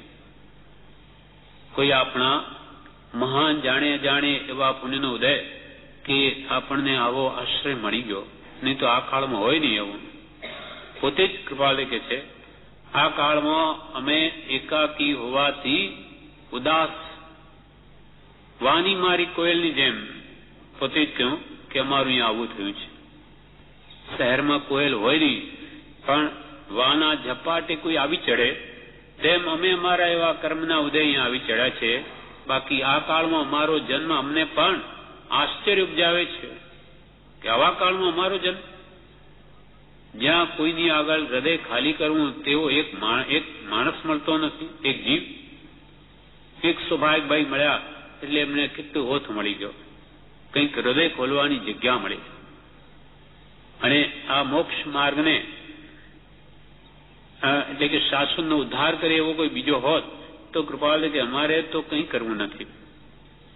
બીજો હોત તો એને પૂઠે અમે ચાલ્યા જાત, પણ દ્રષ્ટિ ફેરવતા એમને કોઈ જણાતો નથી, એટલે પોતા પર દ્રષ્ટિ આવે છે. એટલે આવો શ્રમ લઈને પણ એમને આ જીન શાસનની ઉદ્ધારની ભાવના હતી, એ બધું કરવું પડ્યું. તેમાં પણ કાળ કઠણ હોવાથી ભગવાન મહાવીર સ્વામીની જાણે વાત સત્ય કરવાની જ અમને આ ઉદય વર્તો નહીં હોય એમ જણાય છે. નહીં તો અમને ત્યાગ કેમ નહીં? અંતરંગે મુનિવરો, અંતરમાં જેને સંપૂર્ણ ત્યાગ છે, બહારથી ઉદય એવો કેમ આવતો નથી? કેમ કે જીવોના એવા પુણ્ય નથી. નહીં તો જૈન ધર્મનો વાવાકાર થઈ જાય, ઉદ્ધાર થઈ જાય, જય જયકાર થઈ જાય, દિગંબર શ્વેતાંબર પક્ષ એક થઈ જાય. પણ એવું આ કાળને પોસાય નહીં. ભગવાન તો કે છે કે આ કાળમાં જૈન ધર્મની હીણતા છે, તો પછી ઉદ્ધાર થઈ જાય. વિશેષ એનો ઉદ્ધાર થાય, પણ એ શક્ય નથી. માટે કૃપાલને એવો ઉદય વર્તે છે. પણ જેની એવી યોગ્યતા છે, પૂર્વને લઈને કંઈ આવ્યો છે, પૂર્વ આરાધક છે, એને તો શ્રદ્ધા થઈ જાય, એનું કામ થઈ જાય એવું છે. એટલે અહીંયા કે છે નિર્ગ્રંથ નિશ્ચય કહીએ છે કે નિર્ગ્રંથ જ્ઞાની ગુરુની પ્રાપ્તિ, તેની આજ્ઞાનું આરાધવું, સમીપમાં સદૈવ કાળ રહેવું, કાં સત્સંગની પ્રાપ્તિમાં રહેવું આત્મદર્શિતા ત્યારે પ્રાપ્ત થશે કે તમારે આત્માનું દર્શન કરવું હોય તો પહેલા તો કોઈ જ્ઞાનીને શોધો અને એના ગમે તેવા વાક્યમાં પણ શ્રદ્ધા રાખો, અથવા બીજું કાંઈ શોધમાં માત્ર એક સત્પુરુષને શોધીને તેના ચરણ કમલમાં સર્વભાવ અર્પણ કરી દઈ વર્ત્યો જા, અને પછી જો મોક્ષ મળે તો મારી પાસે જ લે. પણ સત્પુરુષ કોણ? તો કે સત્પુરુષ એ જ કે નિષ્દિન જેને આત્માનો ઉપયોગ છે, શાસ્ત્રમાંથી સાંભળ્યામાંથી છતાં અનુભવમાં આવે એવું તેવું જેનું કથન છે, અંતરંગ સ્પૃહા નથી એવી જેની ગુપ્ત આચરણા છે, અને બાકી તો કંઈ કહ્યું જાય એમ નથી. બાકી તો એની અંતરંગ આત્મદશા છે, અનંત ગુણ વિશિષ્ટ દશા વધે, એ દશાને કંઈ કહી જાય એમ નથી, કહી શકાય એમ નથી. એવા જ્ઞાની ગુરુની પ્રાપ્તિ જોઈએ. નિશ્ચય નિર્ગ્રંથ જ્ઞાની ગુરુની પ્રાપ્તિ, તેની આજ્ઞાનું આરાધવું. માનો કે આપણને કૃપાલ એવા મહાન પરમાત્મ સ્વરૂપ પામેલા પુરુષ મળ્યા, પણ હવે એની આજ્ઞાનું આરાધવું એ જોઈએ આત્મજ્ઞાન પ્રાપ્તિ માટે. તેણે જેમ કહ્યું એમ વર્તવું જોઈએ. એની આજ્ઞાનું આરાધવું, સમીપમાં સદૈવ કાળ રહેવું, એ મહાપુરુષોની હાજરી હોય તો એના સમીપમાં સદૈવ રહેવું, અથવા કાં સત્સંગની પ્રાપ્તિમાં રહેવું, કાં સત એટલે આત્મા જેથી પ્રગટે એવા જ્ઞાની કે જ્ઞાનીના આશ્રિતના સમાગમમાં રહેવું, કાં સત્સંગની પ્રાપ્તિમાં રહેવું. આત્મદર્શિતા ત્યારે પ્રાપ્ત થશે. આત્મદર્શિતા એટલે આત્માનું દેખવાપણું અથવા આત્મા જોવાની રીત, દ્રષ્ટિ ત્યારે પ્રાપ્ત થશે. સાચા સત્પુરુષ મળશે, એની આજ્ઞાને આપણે આરાધીશું, અથવા સદૈવ એના સમીપે રહીશું, કાં સત્સંગમાં રહીશું, તો આત્મદર્શન થવાની યોગ્યતા પ્રાપ્ત થશે. અને તો જ વાસ્તવિક મર્મ પણ એ સત્સંગથી જ કે સત્પુરુષથી જ જણાશે, બીજે નહીં. અને પોતાની યોગ્યતા આવે જ એ જ્ઞાની પુરુષો આપશે. યોગ્યતા વગર કઈ ગુરુગમ મળતી નથી. ત્યાગ, વૈરાગ, શૂન્ય ભક્તિ એ જીવનમાં પ્રત્યેની રોમે રોમે ત્યાં સુધી આત્મજ્ઞાનને યોગ્ય ભૂમિકા જ બનતી નથી. કેમ કે ત્યાગ વૈરાગ ન ચિત્તમાં થાય, ન તેને જ્ઞાન, અને અટકે ત્યાગ વૈરાગમાં તો ભૂલે નિજ ભાન. ત્યાગમાં પણ ચિત્તમાં કહ્યું. કેમ, શા માટે ચિત્ત શબ્દ વાપર્યો? તો કે અંતરમાં, મનમાં. બાહ્ય ત્યાગ તો જીવે અનંતવાર કર્યા. ઉગામ ઉપત્તિના ઢગલા કરીએ આપણે, એક એક વહુનો એક એક ભોગો લઈએ તો કે આખો મેરુ પર્વત જેટલો ઢગલો થઈ જાય. એટલી વાર તો આપણા આત્માએ દીક્ષા લીધી છે, તો બધી ખોક ગઈ. હવે સાધન બાર અનંત કીયો. કેમ કે એ ત્યાગ વૈરાગને ચિત્તમાં મનમાં અંતરથી અંતર ત્યાગ ના આવ્યો, બાહ્ય ત્યાગ જ થયો. એટલે અંતર ત્યાગના લક્ષ્ય બાહ્ય ત્યાગ આરાધી અને જે આત્મ સ્વરૂપને ધ્યાવશે તો જરૂર એને આત્મજ્ઞાન થશે. એમ સર્વ દર્શનથી ઉચ્ચ ગતિ છે, પરંતુ મોક્ષનો માર્ગ જ્ઞાનીઓએ તે અક્ષરોમાં સ્પષ્ટ દર્શાવ્યો નથી, ગૌણતાએ રાખ્યો છે. તે ગૌણતાનો સર્વોત્તમ તત્વ આ જણાય છે. તો કે નિશ્ચય કહીએ છીએ કે નિર્ગ્રંથ જ્ઞાની ગુરુની પ્રાપ્તિ, તેની આજ્ઞાનું આરાધવું, સમીપમાં સદૈવ કાળ રહેવું, કાં સત્સંગની પ્રાપ્તિમાં રહેવું, આત્મદર્શિતા ત્યારે પ્રાપ્ત થશે. આત્મદર્શિતા, આત્મજ્ઞાન પ્રાપ્તિની રીત કે દ્રષ્ટિ ત્યારે પ્રાપ્ત થશે. આ પ્રમાણે આ 92મો ક્રમાંક પૂરો થયો. 93 આમાં એક જ લીટી છે, પોણી લીટી જ છે. મુંબઈ કારતક 1946. એમાં કૃપાલદેવ શું લખે? નવપદ ધ્યાનીની વૃદ્ધિ કરવા મારી જિજ્ઞાસા છે. બસ એટલો જ પત્ર છે. નવપદ ધ્યાનીની વૃદ્ધિ કરવા મારી જિજ્ઞાસા છે. નવપદ ધ્યાનીની. નવપદ શું? તો કે અરિહંત, સિદ્ધ, આચાર્ય, ઉપાધ્યાય, સાધુ, ભગવાન આ પંચ પરમેષ્ઠી ભગવાન છે તે પ્લસ સમ્યક દર્શન, સમ્યક જ્ઞાન, સમ્યક ચારિત્ર અને સમ્યક તપ, આ 9 પદ છે, મહાન પદ છે. 9 પદજીની આરાધના તે આ જ છે. અરિહંત ભગવાન, સિદ્ધ ભગવાન, નમો અરિહંતાણ, નમો સિદ્ધાણ, નમો આર્યાણ, નમો જાણ, નમો લોય સબ સાવણ. આ પંચ પરમેષ્ઠી ભગવાન અને સમ્યક દર્શન, જ્ઞાન, ચારિત્ર અને તપ, આ 9 પદની આરાધના એ મોક્ષ આપનાર છે. એટલે 9 પદ ધ્યાનીની વૃદ્ધિ, એટલે આ 9 પદનું ધ્યાન ચિંતવન કરનારાઓની વૃદ્ધિ કેમ થાય, એ વધે કેમ, અર્થાત પંચ પરમેષ્ઠીના સ્વરૂપનું ધ્યાન કરતા થાય બધા, અથવા જેટલા થાય તેટલા, તે જીવોની વૃદ્ધિ કરવા મારી જિજ્ઞાસા છે. ભગવાન વિતરાગોએ જે મૂળ માર્ગ શુદ્ધ સ્વરૂપની પ્રાપ્તિનો જણાવ્યો, એ બધા જીવો પોતાના સહજ આત્મ સ્વરૂપને પામે એવી કૃપા કે મારી જિજ્ઞાસા છે. જિજ્ઞાસા તો ભગવાન તીર્થંકરોની હતી કે આખા જગતને મોક્ષ માર્ગે ચડાવી દઉં, સભી જીવ કરું શાસન રસી, ઇસી ભાવ દયા મન ઉલસી, એસી ભાવ દયા મનમાં ઉલસી. એટલો ઉલ્લાસ આવ્યો કે તેથી તીર્થંકર નામ પ્રકૃતિનો બંધ પડી ગયો 3 ભાવ પહેલા. એટલે આ ભૂમમાં તીર્થંકર થઈને લાખો જીવોને તારે છે, પણ ભાવના તો કેવી હતી, બધાને મોક્ષ માર્ગે ચડાવી દો. પણ એ કંઈ બનવું આપણા હાથમાં નથી.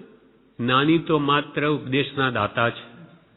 ઉપદેશ આપે તે જેને પરિણમે, તે પ્રમાણે જે કરે તે પામે, બાકી બધા રહી જાય. કે મારી મચડીને તો અંદર બેસાડી શકાય નહીં. એમ 9 પદ ધ્યાનીની વૃદ્ધિ કરવા મારી જિજ્ઞાસા છે કે બધા મોક્ષ માર્ગને પામો, જન્મ મરણથી મુક્ત થાઓ, એવી મારી જિજ્ઞાસા છે, એમ કૃપાલય કહે છે. આ પત્ર એટલો જ છે. હવે પત્રાંક 94, આ બધાના નામ નથી, કોના ઉપર છે. મુંબઈ, માગસર સુદ નમ રવિ 1946, સુગ્ન શ્રી જુઠાભાઈ ઉપર આ પત્ર છે. જુઠાભાઈને કૃપાલય લખે છે, તમે મારા સંબંધમાં જે જે પ્રસ્તુતિ દર્શાવી તે મેં બહુ મનન કરી છે. તેવા ગુણો પ્રકાશિત થાય એમ પ્રવર્તવા અભિલાષા છે, પરંતુ તેવા ગુણો કંઈ મારામાં પ્રકાશિત થયા હોય એમ મને લાગતું નથી. માત્ર રુચિ ઉત્પન્ન થઈ એમ ગણીએ તો ગણી શકાય. જુઠાભાઈએ કૃપાલદેવની ઘણી પ્રશંસા લખી હશે. પ્રસ્તુતિ ગુણોની ખૂબ પ્રશંસા કરી. એટલે કૃપાલય કે તમે જે મારા સંબંધમાં જે પ્રસ્તુતિ એટલે પ્રશંસા દર્શાવી તે મેં બહુ મનન કરી છે. ખૂબ મેં ઊંડાણથી એ પર વિચાર કર્યો કે શું મારામાં આવા ગુણો છે. તેવા ગુણો પ્રકાશિત થાય, તેવા ગુણો મારામાં પ્રગટે એમ પ્રવર્તવા અભિલાષા છે. એમ મારી અભિલાષા છે કે એવા ગુણો મને પ્રગટે, પરંતુ તેવા ગુણો કંઈ મારામાં પ્રકાશિત થયા હોય એમ મને લાગતું નથી. જ્ઞાની પુરુષોને તો અલ્પ પોતાનો દોષ એ પહાડ જેવો કરીને જોયો. એ પોતાના કેટલા બધા ગુણો એને ગણી જ, ત્યારે જ આવા મહાન બને છે. પરંતુ તેવા ગુણો કંઈ મારામાં પ્રકાશિત થયા હોય એમ મને લાગતું નથી. માત્ર રુચિ ઉત્પન્ન થઈ તે ગુણો પ્રાપ્ત કરવાની એમ ગણીએ તો ગણી શકાય. કે અમારે તેવા થવું છે એમ ગણીએ તો ગણી શકાય. આપણે જેમ બને તેમ એક જ પદના ઈચ્છક થઈ પ્રયત્ની થઈએ છીએ. તમે કહેવું, જુઠાભાઈને લખે કૃપાલે, તમે કહેવું કે આપણે બધા આપણે જેમ બને તેમ એક જ પદના ઈચ્છક થઈ. મોક્ષ પદ, શુદ્ધ આત્મપદ, આત્માનું શુદ્ધ પદ એ જ મોક્ષ છે. મોક્ષ કયો? નિજ શુદ્ધતા, પોતાના આત્માની શુદ્ધિ એ જ મોક્ષ છે. સર્વ કર્મથી મુકાયેલો આત્મા શુદ્ધ કહેવાય. તે એ શુદ્ધ આત્મપદની પ્રાપ્તિ થાય એ તમારી કે અમારી બધાની આ જ ઈચ્છા છે. આપણે જેમ બને તેમ એક જ પદના ઈચ્છક થઈ પ્રયત્ની થઈએ છીએ, તેના માટે પ્રયત્ન કરીએ છીએ કે આપણો આત્મા કેમ શુદ્ધ સ્વભાવને પામે. તે આ કે બંધાયેલાને છોડવો, એ બંધન જેથી છૂટે તેથી છોડી લેવું, એ સર્વમાન્ય છે. તમે કે હું, આપણે બધા એના માટે જ પ્રયત્ન કરીએ છીએ. તે આ કે બંધાયેલાને છોડવો. આપણો આત્મા અષ્ટકર્મ બંધનથી બંધાયેલો છે, માટે એને છોડાવવો, એને મુક્ત કરવો. એ ભવે ખેદ અંતરદયાથી, પોતાના આત્માની દયા કે મારો આત્મા અનંત કાળથી આ સંસારના દુઃખોથી બંધાયેલો છે, કર્મોથી બંધાયેલો, એના ફળમાં દુઃખ પામે. એટલે મારો આત્મા હવે કદી દુઃખી ન થાય. એનું કારણ, દુઃખનું કારણ છે રાગ, દ્વેષ, અજ્ઞાન. એ મુખ્ય કર્મની ગ્રંથ થાય નિવૃત્તિ, જે હતી તે જ મોક્ષનો પંથ. એટલે રાગ, દ્વેષ, અજ્ઞાનથી કેમ મુક્ત થઈએ, એ તમારી કે મારી આ જ અભિલાષા છે. રાગ દ્વેષ કહો કે કશાય ભાવ કહો, એક જ છે. લોભ અને માયા છે રાગના પર્યાય છે. રાગની અવસ્થાઓ લોભ અને માયા, અને દ્વેષના પર્યાય એટલે ક્રોધ અને માન, એ દ્વેષના પર્યાય છે. આ પ્રમાણે બંધાયેલાને છોડાવો, એ બંધન જેથી છૂટે તેથી છોડી લેવું. હવે આપણે રાગદ્વેષ અજ્ઞાનથી બંધાયેલા છીએ, જે પ્રકારે આપણા રાગદ્વેષ અજ્ઞાન મુક્તથી આપણે મુક્ત થઈએ તે કરી લેવું, એ સર્વ માન્ય છે. બધા આત્માર્થીઓને એ જ માન્ય છે. એટલે મણિરત્ન માળામાં લખ્યું છે, આ જગતમાં બંધાયેલો કોણ છે? બધો હિ કોયો. એટલે કોણ બંધાયેલો છે આ જગતમાં? તો કે વિષયાનુરાગી. પાંચ ઇન્દ્રિયના વિષયો પ્રત્યે જેને અનુરાગ છે, પ્રેમ છે, તે આ જગતમાં બંધાયેલો છે. બધો હિ કોયો. કોણ બંધાયેલો? વિષયાનુરાગી, પાંચ ઇન્દ્રિયના વિષયો પ્રત્યે અનુરાગ વાળો. અને વિમુક્ત, કોવા વિમુક્તો, મુક્ત થયેલો કોણ આ જગતમાં? તો કે વિષય વિરક્ત. પાંચ ઇન્દ્રિયના વિષયોથી જે વિરક્ત બુદ્ધિ વાળો છે, તે મુકાયેલો છે અથવા મુકાઈ રહ્યો છે. કેમ કે આ સંસારનું મૂળ પાંચ ઇન્દ્રિયના વિષયો છે. એને લઈને કશાય છે. ક્રોધમાન માયાલોભ જો પાંચ ઇન્દ્રિયના વિષયોમાં રતિ ન હોય, રાગ ન હોય, મોહ ન હોય, તો કોણ ક્રોધમાન માયાલોભ કરે? એટલે કશાયનું મૂળ પણ વિષયો છે. એટલે બંધાયેલો કોણ? તો વિષયો પ્રત્યે અનુરાગ વાળો. મુક્ત કોણ? તો કે વિષય વિમુક્ત, વિષય વિરક્ત, તે જ વિમુક્ત છે. રાયચંદના પ્રણામ. વિનયપૂર્વક રાયચંદના પ્રણામ. આ પ્રમાણે 94મો પત્ર પૂરો થયો. હવે પત્રાંક 95.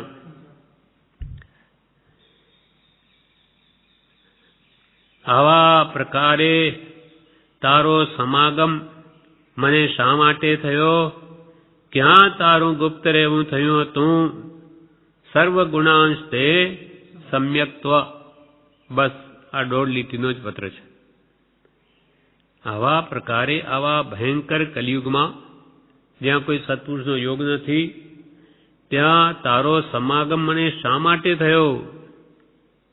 સમ્યક દર્શને કહે છે, તારો સમાગમ મને આવા ભયંકર કાળમાં શા માટે થયો?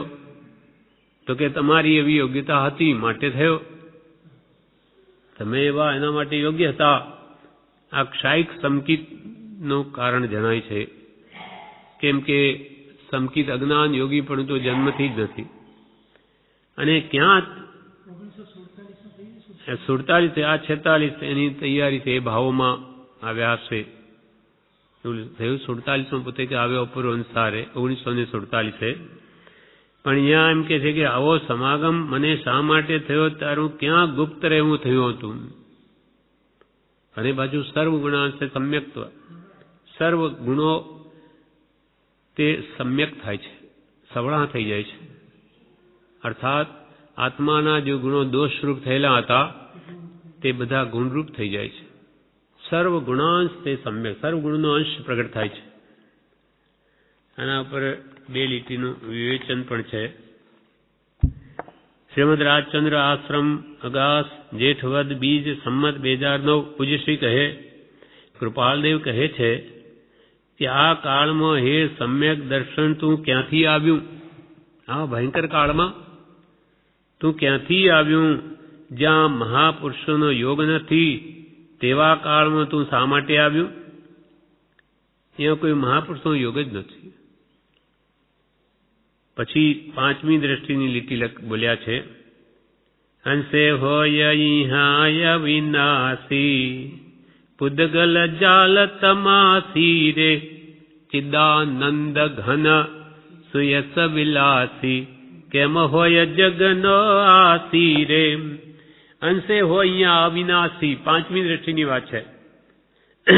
પુદ્ગલ જાલ તમાસી, અંશે જે અવિનાશી પદનો અનુભવ થાય, આત્મજ્ઞાનનો, આત્માનો અનુભવ, ત્યારે આ બધી પૂતગલની બાજી તો જાલ તમાશા જેવી લાગે. આપણે જેમ બાજીગરના ખેલ જોતા હોઈએ, માયાવી ખેલ, પછી નોટોનો ભલે ઢગલો દેખાય ને પછી પોતે જ પૈસો માંગવા માટે વાટકું માંડે, ત્યારે લાગે કે આ તો બધી માયાજાળ હતી. તેને આખું વિશ્વ માયાજાળ સમાન લાગે છે. કોને? સમ્યક દ્રષ્ટિને. અંશે હોય અહીંયા અવિનાશી પુદ્ગલ જાલ તમાસી, તમાશો લાગે, નાટક જણાયા બધું કર્મનું. સમ્યક દ્રષ્ટિને અંશે બધા ગુણો પ્રગટે છે. સમ્યક દ્રષ્ટિને અંશે બધા ગુણો પ્રગટે છે અને કેવળ નાનીને સર્વગુણો સર્વાંશે પ્રગટે છે. આ પ્રમાણે આ 95મો પત્ર પૂરો થયો. હવે પત્રાંક 96, બધા નાના જ પત્રો છે. મુંબઈ પોસ્ટ 3 બુધ 1946. હવે અહીંયા આવે ધર્મ, અર્થ, કામ અને મોક્ષ, 4 પુરુષાર્થની વાત કરે છે. ધર્મ, અર્થ, કામની એકત્રતા પ્રાય એક ધોરણ એટલે એક સમુદાયમાં કેટલાક ઉત્કૃષ્ટ સાધનોથી કોઈ તેવો યોજક પુરુષ કાંસમાં થવા ઈચ્છે તો સાધારણ શ્રેણીમાં લાવવાનો પ્રયત્ન કરે અને તે પ્રયત્ન નિરાશ ભાવે. ધર્મ, અર્થ, કામ અને મોક્ષ, 4 પ્રકારના પુરુષાર્થ થયા. તેને એકત્ર કરવા ઈચ્છે ચારે પુરુષાર્થને તો કેવી રીતે વર્તવું? સૌથી શ્રેષ્ઠ તો ધર્મ પુરુષાર્થ છે. પણ સંપૂર્ણ ધર્મ આરાધી ન શકે એવો ગ્રસ્ત, તેને અર્થનું પ્રયોજન હોય છે. અર્થ એટલે ધન કમાવું, અને સંસારના વિષયોથી સર્વથા છૂટી શકતો નથી, માટે કામનું પણ પ્રયોજન હોય છે. એટલે ધર્મ, અર્થ, કામની એકત્રતા પ્રાય એક ધોરણમાં, એક સમુદાયમાં, એટલે અર્થ અને કામ પુરુષાર્થ કરતા સાથે ધર્મ પુરુષાર્થ પણ ચાલતો રહે, એક સમુદાયમાં લાવવા, એટલે એક જ ધોરણે બધું ચાલે. ધર્મ, અર્થ, કામની એકત્રતા પ્રાય એક ધોરણ એટલે એક સમુદાયમાં કેટલાક ઉત્કૃષ્ટ સાધનોથી, આવા ઉત્કૃષ્ટ ભક્તિ, સત્સંગ, સ્મરણ આદિ સાધનોથી જે કરવાય છે, કોઈ તેવો યોજક પુરુષ, આવી યોજના કરવા ઈચ્છવા વાળો જે પુરુષ, તે સાધારણ શ્રેણીમાં લાવવાનો પ્રયત્ન કરે.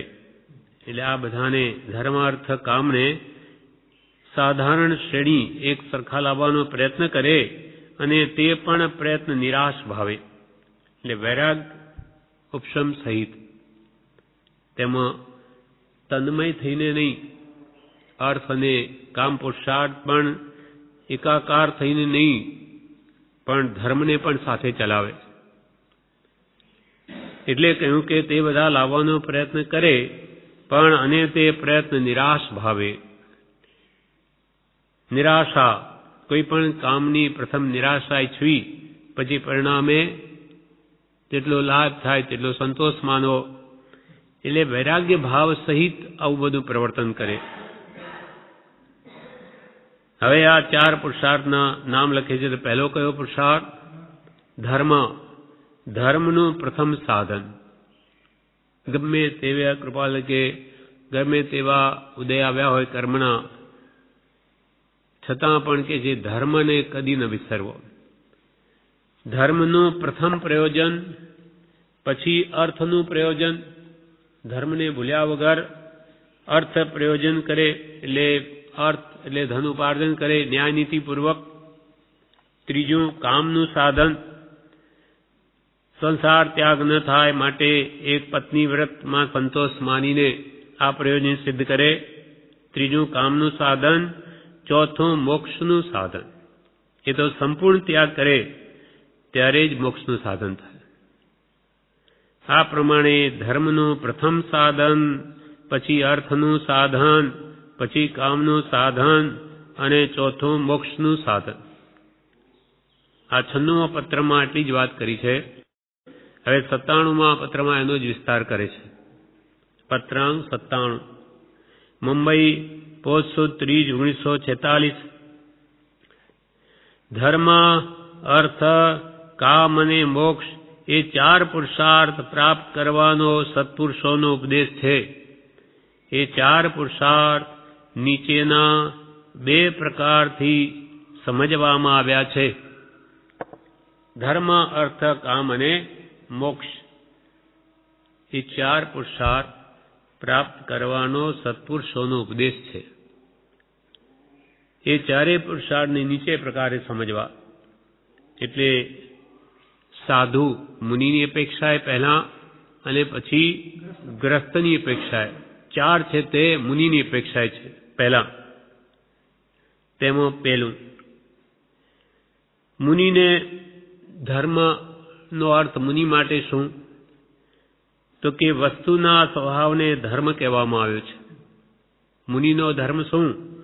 કે વસ્તુના સ્વભાવમાં રહેવું અથવા વસ્તુ સ્વભાવમાં સ્થિર રહેવાનો જ પ્રયત્ન કરવો.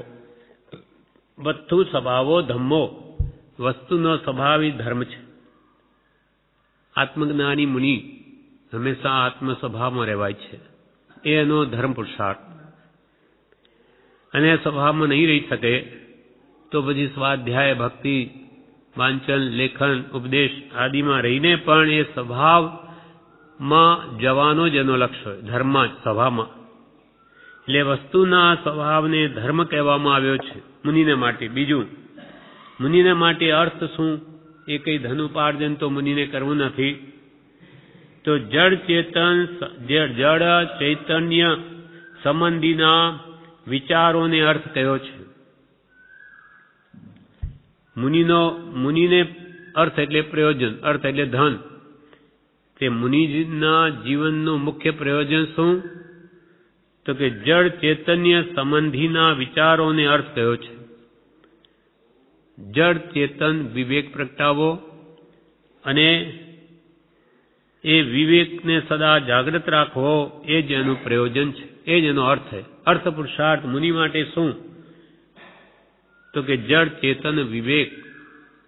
દેહાદિ બધું જડ છે, આહાર આદિ બધું જડ છે. ચેતન એ આત્મા એ સાવ આ દેહાદિથી જુદો છે. એ જડ ચૈતન્ય સંબંધીના વિચારોને અર્થ કયો? અર્થ એટલે પ્રયોજન અને અર્થ એટલે ધન. એટલે મુનિનો ધન અથવા પ્રયોજન માત્ર જડ ચેતન વિવેક પ્રાપ્ત કરવો, અને જડ ચેતન વિવેક પ્રાપ્ત થયો હોય તો તેને ટકાવી રાખવો. એ જ એનું પ્રયોજન છે, એ જ એનું ધન મુનિનું. એટલે ધર્મ, અર્થ, પછી કામ. કામ પુરુષાર્થ મુનિનો કયો? ચિત્ત નિરોધ ને કામ. ચિત્ત નિરોધ એટલે મન જે તૃષ્ણાના વિચારો કરે કે કામ વાસના આદિમાં જાય તો તેને રોકવું, એ જ જેનું કામ છે. ચિત્ત નિરોધ ને કામ. મુનિ કોઈ સંસારી પ્રવૃત્તિ કરે નહીં, એટલે એમાં ચિત્ત એનું જો વિષય વિકારમાં જતું હોય કે કોઈ પણ પદાર્થની ઈચ્છામાં જતું હોય તેને રોકે, એનું એ જ કામ પુરુષાર્થ છે. ત્રીજું, ચિત્ત નિરોધને કામ અને મુનિનો ચોથો પુરુષાર્થ મોક્ષ તે શું? તો કે સર્વ બંધનથી મુક્ત થવું તે મોક્ષ. સર્વ પ્રકારના કર્મના બંધનથી મુકાવવું એનું નામ મોક્ષ. આ મુનિનો પુરુષાર્થ છે, મોક્ષ પુરુષાર્થ. સંપૂર્ણ કર્મથી રહિત થવા માટે જ મુનિનો સદા પુરુષાર્થ હોય છે. એટલે વસ્તુ સ્વભાવને ધર્મ કહેવામાં આવ્યો. મુનિ પોતાના ધર્મ એટલે આત્મ સ્વભાવમાં રહે એ જ એનો ધર્મ છે. બીજું જળ ચેતન્ય સમનિના વિચારોને અર્થ કયો. જળ ચેતન વિવેક પ્રગટાવો એ જ એનો અર્થ છે, એ જ અર્થ પુરુષાર્થ છે. ત્રીજું ચિત્ત નિરોધને કામ, એને મનને કામ વાસના આદિમાં જતું રોકવું એ તેનું કામ છે. અને ચોથું સર્વ બંધનથી મુક્ત થવું તે મોક્ષ. સર્વ બંધન ક્યારે થઈશું? સર્વ સંબંધનું બંધન તીક્ષ્ણ છેદીને. સર્વ પ્રકારના તીક્ષ્ણ કર્મ બંધનને તોડવા એ જ મુનિનો મોક્ષ પુરુષાર્થ છે. સર્વ બંધન તૂટે કે મોક્ષ પ્રાપ્તિ થાય. આ મુનિની અપેક્ષાએ ધર્માર્થ કામ મોક્ષ. હવે ગ્રસ્તની અપેક્ષાએ ધર્માર્થ કામ મોક્ષ આ રીતે કહ્યા. એ પ્રકારે સર્વસંગ પરિત્યાગીની અપેક્ષાથી ઠરી શકે છે. ઉપર જે કહ્યા ચારે એ પ્રકાર ચારે સર્વસંગ પરિત્યાગીની અપેક્ષાથી ઠરી શકે છે. સર્વસંગ પરિત્યાગી મુનિની અપેક્ષાએ આ ઉપરના ચારે ઠરી શકે છે. સામાન્ય રીતે નીચે પ્રમાણે. સામાન્ય હવે ગ્રસ્તોને માટે એ ચારે પુરુષાર્થ કઈ રીતે છે તે નીચે કહે છે. ધર્મ, સંસારમાં અધોગતિમાં પડતો અટકાવી ધરી રાખનાર તે ધર્મ. સંસારમાં જે ગ્રસ્તો રહે તે પોતાનો આત્મા અધોગતિમાં ન ચાલ્યો જાય એના માટે જે ધર્મ આરાધન કરીને પોતાની ગતિ સુધારે એના માટે આ જ ધર્મ છે. ધર્મ કહ્યા આત્મ સ્વભાવ કો સ્વભાવ કી પ્રાપ્તિ થવાના માટેના જે કારણો છે, વ્યવહાર ધર્મ, તે સદા નિત્ય આરાધી ને પોતાના આત્માને અધોગતિમાં પડતો અટકાવે છે. તે ગ્રસ્તનો ધર્મ પુરુષાર્થ છે. પછી અર્થ પુરુષાર્થ. ગ્રસ્તને માટે અર્થ એટલે વૈભવ, લક્ષ્મી, ઉપજીવનમાં સાંસારિક સાધન. ગ્રસ્તને પોતાની ઉપજીવિકા પોતાને હાથે ચલાવવી પડે છે, તો તેમાં જીવન ચલાવવા માટે જે અર્થ પ્રયોજન સિદ્ધ કરે, ધન કમાવે, તે પણ ન્યાય નીતિ પૂર્વક કરે. અન્યાયથી કોઈ પણ વસ્તુ મેળવે નહીં, એ ગ્રસ્તનો અર્થ પુરુષાર્થ છે. વૈભવ, લક્ષ્મી, ઉપજીવનમાં સાંસારિક સાધન. કેમ કે ગ્રસ્ત કદી ભિક્ષા માંગી શકે નહીં, એને એનું ઉપજીવન ચલાવવા માટે એને પોતે જ કમાવવું પડે. એટલે ગ્રસ્તનો અર્થ પુરુષાર્થ તે ન્યાય નીતિ પૂર્વકની અર્થ પ્રાપ્તિ, તે તેનું અર્થ પ્રયોજન. હવે કામ પ્રયોજન એટલે નિયમિત રીતે સ્ત્રી પરિચય. એટલે વૃત્તિઓ બહાર ફરતી અટકે અને એક સ્ત્રીમાં સ્વસ્ત્રી સંતોષ વ્રત રાખી અને અમુક દિવસ જ સ્વસ્ત્રીનો પણ પરિચય કરે, 12 દિવસ બ્રહ્મચર્ય પાડે, સ્વસ્ત્રી સંતોષી વ્રત લે, નહીં તો વૃત્તિ એની ભટકતી રહે, તો એ અર્થ પુરુષાર્થ પણ સાધી ન શકે. તો ધર્મ પુરુષાર્થ શું સાધે? એટલે વૃત્તિ ઉપર સર્વથા જય મળ્યો નથી ત્યાં સુધી કૃપાલુ કહે છે કામ પુરુષાર્થ શું એનો? તો કે નિયમિત એટલે માપસર રીતે સ્ત્રી પરિચય. જેમ બને તેમ સ્વસ્ત્રી સંતોષ વ્રત રાખીને ત્યાંથી પાછો હટે, એ ગ્રસ્તને માટે કામ પુરુષાર્થ છે, જે વૃત્તિઓનો જય નથી કરી શકતો માટે. ચોથો મોક્ષ પુરુષાર્થ. સર્વ બંધનથી મુક્તિ તે મોક્ષ. સર્વ પ્રકારના કર્મબંધોથી મુકાવવું તેનું નામ મોક્ષ પુરુષાર્થ છે. એટલે મોક્ષના લક્ષ્ય, આત્માર્થના લક્ષ્ય, જન્મથી મુક્ત થવાના લક્ષ્ય તે ગ્રસ્ત પણ પુરુષાર્થ કરે, ધર્મ પુરુષાર્થને આરાધે. આમ મુનિની અપેક્ષાએ પહેલા 4 પુરુષાર્થ કહ્યા, પછી ગ્રસ્તની અપેક્ષાએ કહ્યા. ધર્મને પહેલા મૂકવાનો હેતુ એટલો જ છે કે અર્થ અને કામ એવા હોવા જોઈએ કે ધર્મ જેનું મૂળ હોવું જોઈએ. ધર્મ પુરુષાર્થને પહેલા કેમ મૂક્યો? તો કે એનો અર્થ એટલો જ છે કે અર્થ અને કામ પણ એવા હોવા જોઈએ. ગ્રસ્તને અર્થ પેદા વ્યવસાય કરવો પડે, અર્થ પેદા કરવા, કે વાસનાનું પ્રમાણ ઘટ્યું નથી માટે કામ પુરુષાર્થ પણ હોય છે, પણ એવા હોવા જોઈએ કે ધર્મ જેનું મૂળ હોવું જોઈએ. ધર્મ સહિત બધું હોવું જોઈએ, ધર્મે ભૂલીને કંઈ ન કરે. એટલા જ માટે અર્થ અને કામ પછી મૂકવામાં આવ્યા છે.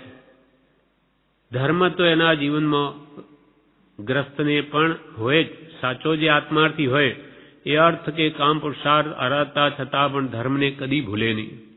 સવાર સાંજ પણ ધર્મ આરાધના કરે, અને વિશેષ સમય મળે તો બપોરે પણ તે સમયનો ઉપયોગ કરે. ગ્રહસ્થાશ્રમી એકાંત ધર્મ સાધન કરવા ઈચ્છે તો તેમ ન થઈ શકે. સર્વસંગ પરિત્યાગ જ જોઈએ.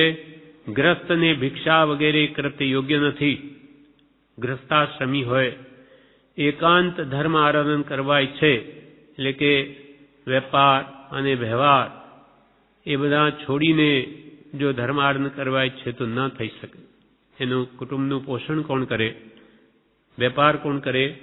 એટલે ગ્રસ્તાશ્રમી એકાંત ધર્મ સાધન કરવા ઈચ્છે તો તેમ ન થઈ શકે. સર્વસંગ પરિત્યાગ જ જોઈએ. જેને માત્ર આત્મ પુરુષાર્થમાં જ રહેવું છે, ધર્મ પુરુષાર્થમાં, તેને તો કે સર્વસંગ પરિત્યાગ જ જોઈએ. ગ્રસ્તને ભિક્ષા વગેરે કૃત્ય યોગ્ય નથી.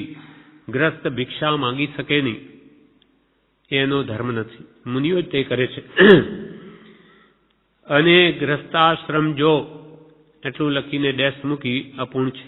પછી કૃપાલદેવે કંઈ લખ્યું નથી. એટલે વળી ગ્રસ્તાશ્રમ હોય તો તમારે આ પ્રમાણે વર્તવું, વિશેષ એમને કંઈક લખવું હશે, પણ અહીંયા કંઈ લખાણ કર્યું નથી, અને એનું કંઈ વિવેચન પણ નથી. આ પ્રમાણે 97મો પત્ર પૂરો થયો. વિશેષ આપણે આવતીકાલ લઈશું. વચનામૃત પત્રાંક 98 મુંબઈ ભોસ્વદ નમ ભો 1946. આ પત્ર ચિમનલાલ માસુગ્રામ પણ કૌંસમાં જુઠાભાઈ માટે લખે છે. આમાં તમારું પત્તું આજે મળ્યું, વિગત વિદિત થઈ, કોઈ પ્રકારે તેમાં શોક કરવા જેવું કંઈ નથી. તેમને શરીરે સાતા થાવ એમ ઈચ્છું છું. તમારો આત્મા સદભાવને પામો એ જ પ્રયાચના છે. મારી આરોગ્યતા સારી છે, મને સમાધિ ભાવ પ્રશસ્ત રહે છે, એ માટે પણ નિશ્ચિંત રહેશો. એક વીતરાગ દેવમાં વૃત્તિ રાખી પ્રવૃત્તિ કર્યા રહેશો. તમારો શુભચિંતક રાયચંદ્ર. કૃપાલદેવ લખે છે કે તમારું કાગળ મળ્યું છે, વિગત બધી જાણી, કોઈ પ્રકારે તેમાં શોક કરવા જેવું કંઈ નથી. કદાચ તબિયત સંબંધી કંઈ લખ્યું હોય તો એમાં તમારે કોઈ ચિંતા કરવા જેવું નથી. તમને શરીરે સાતા થાવ, બસ એ જ ઈચ્છા છે કે તમને સુખ શાંતિ ઉપજો, તમારી શરીર તમારું સ્વસ્થ થાવ, એ જ ઈચ્છા છે. અને તમારો આત્મા સદભાવને પામો એ જ પ્રયાસ. તમારે શરીરે રોગ નિર્મૂળ થઈને સ્વસ્થતા થાઓ, શાતા ઉપજો, અને તમારા આત્માના ભાવ તે સમ્યકપણાને પામો. તમારો આત્મા સદભાવને પામો એ જ પ્રયાચના છે. શરીરની પણ સાતા થો અને તમારા ભાવ પણ સમ્યકપણાને પામો. એ જ અમારી પ્રકૃષ્ટ યાચના છે. અને મારી આરોગ્યતા સારી છે, મને સમાધિ ભાવ પ્રશસ્ત રહે છે. આત્મ પરિણામની સ્વસ્થતા અને શ્રી તીર્થંકર સમાધિ કહે છે. એટલે અમારા આત્માના ભાવ સ્વસ્થ રહે છે, પ્રશસ્ત રહે છે, શુભ રહે છે. એ માટે પણ નિશ્ચિંત રહેશો. એક વિતરાગ દેવમાં વૃત્તિ રાખી પ્રવૃત્તિ કર્યા રહેશે. વિતરાગ દેવમાં રાગ દ્વેષથી રહિત તે વિતરાગ દેવ છે. તો એ વિતરાગ દેવમાં ખરેખર દેવ કોણ? તો કે જેના રાગ દ્વેષ અજ્ઞાન ગયા તે જ સતદેવ છે. તો આવા વિતરાગ દેવ એ જ ખરા દેવ છે. કેમ કે વિતરાગ સમો દેવો ન ભૂતો ન ભવિષ્યતિ. વિતરાગ સમાન કોઈ દેવ ભૂતકાળમાં થયો નથી અને ભવિષ્યકાળમાં થશે પણ નહીં. માટે વિતરાગ દેવમાં એટલે વિતરાગના શુદ્ધ સહજાત્મ સ્વરૂપમાં વૃત્તિ રાખી અને પ્રવૃત્તિ કર્યા રહેશે. તમારું મન સ્વરૂપમાં રાખજો. સ્વરૂપ ધ્યાન નિષેધિન કર્તવ્ય છે. ભક્તિ પણ કહ્યું કે સ્વરૂપ લક્ષ્ય ભક્તિ કર્તવ્ય છે. મને મારા શુદ્ધ આત્મ સ્વરૂપની પ્રાપ્તિ થાય એના માટે જ ભગવાનના ગુણોમાં અનુરાગ કરવા કહ્યું કે ભગવાનના શુદ્ધ સ્વરૂપમાં આપણી વૃત્તિની લીનતા કરવા કહ્યું. કેમ કે વૃત્તિ એ જ વેરી છે. પ્રભુ શ્રીએ પણ કૃપા લખે મુનિ વૃત્તિઓને રોકજો. અનાદિની વૃત્તિનો ઢાળ પાણીની જેમ નીચો છે. જેમ પાણી ક્યાં પડ્યું હોય તો જ્યાં ઢાળ હોય ત્યાં આપોઆપ ચાલ્યું જાય, પણ એને ઉપર ચડાવવું હોય ટાંકામાં તો પંપ લગાડવો પડે. તેમ વૃત્તિઓ આપણી અનાદિકાળની હલકી છે, નીચે જનારી વિષય કસાયવાળી, તેને પાછી વાળીને વિતરાગ દેવમાં વૃત્તિ રાખી પ્રવૃત્તિ કર્યા રહેશો. તમારો શુભ ચિંતક રાયચંદ્ર. હવે પત્રાંક 99 મુંબઈ પોષ 1946. આર્ય ગ્રંથ કરતાઓએ બોધેલા 4 આશ્રમ જે કાળમાં દેશની વિભૂષા રૂપે પ્રવર્તા હતા તે કાળને ધન્ય છે.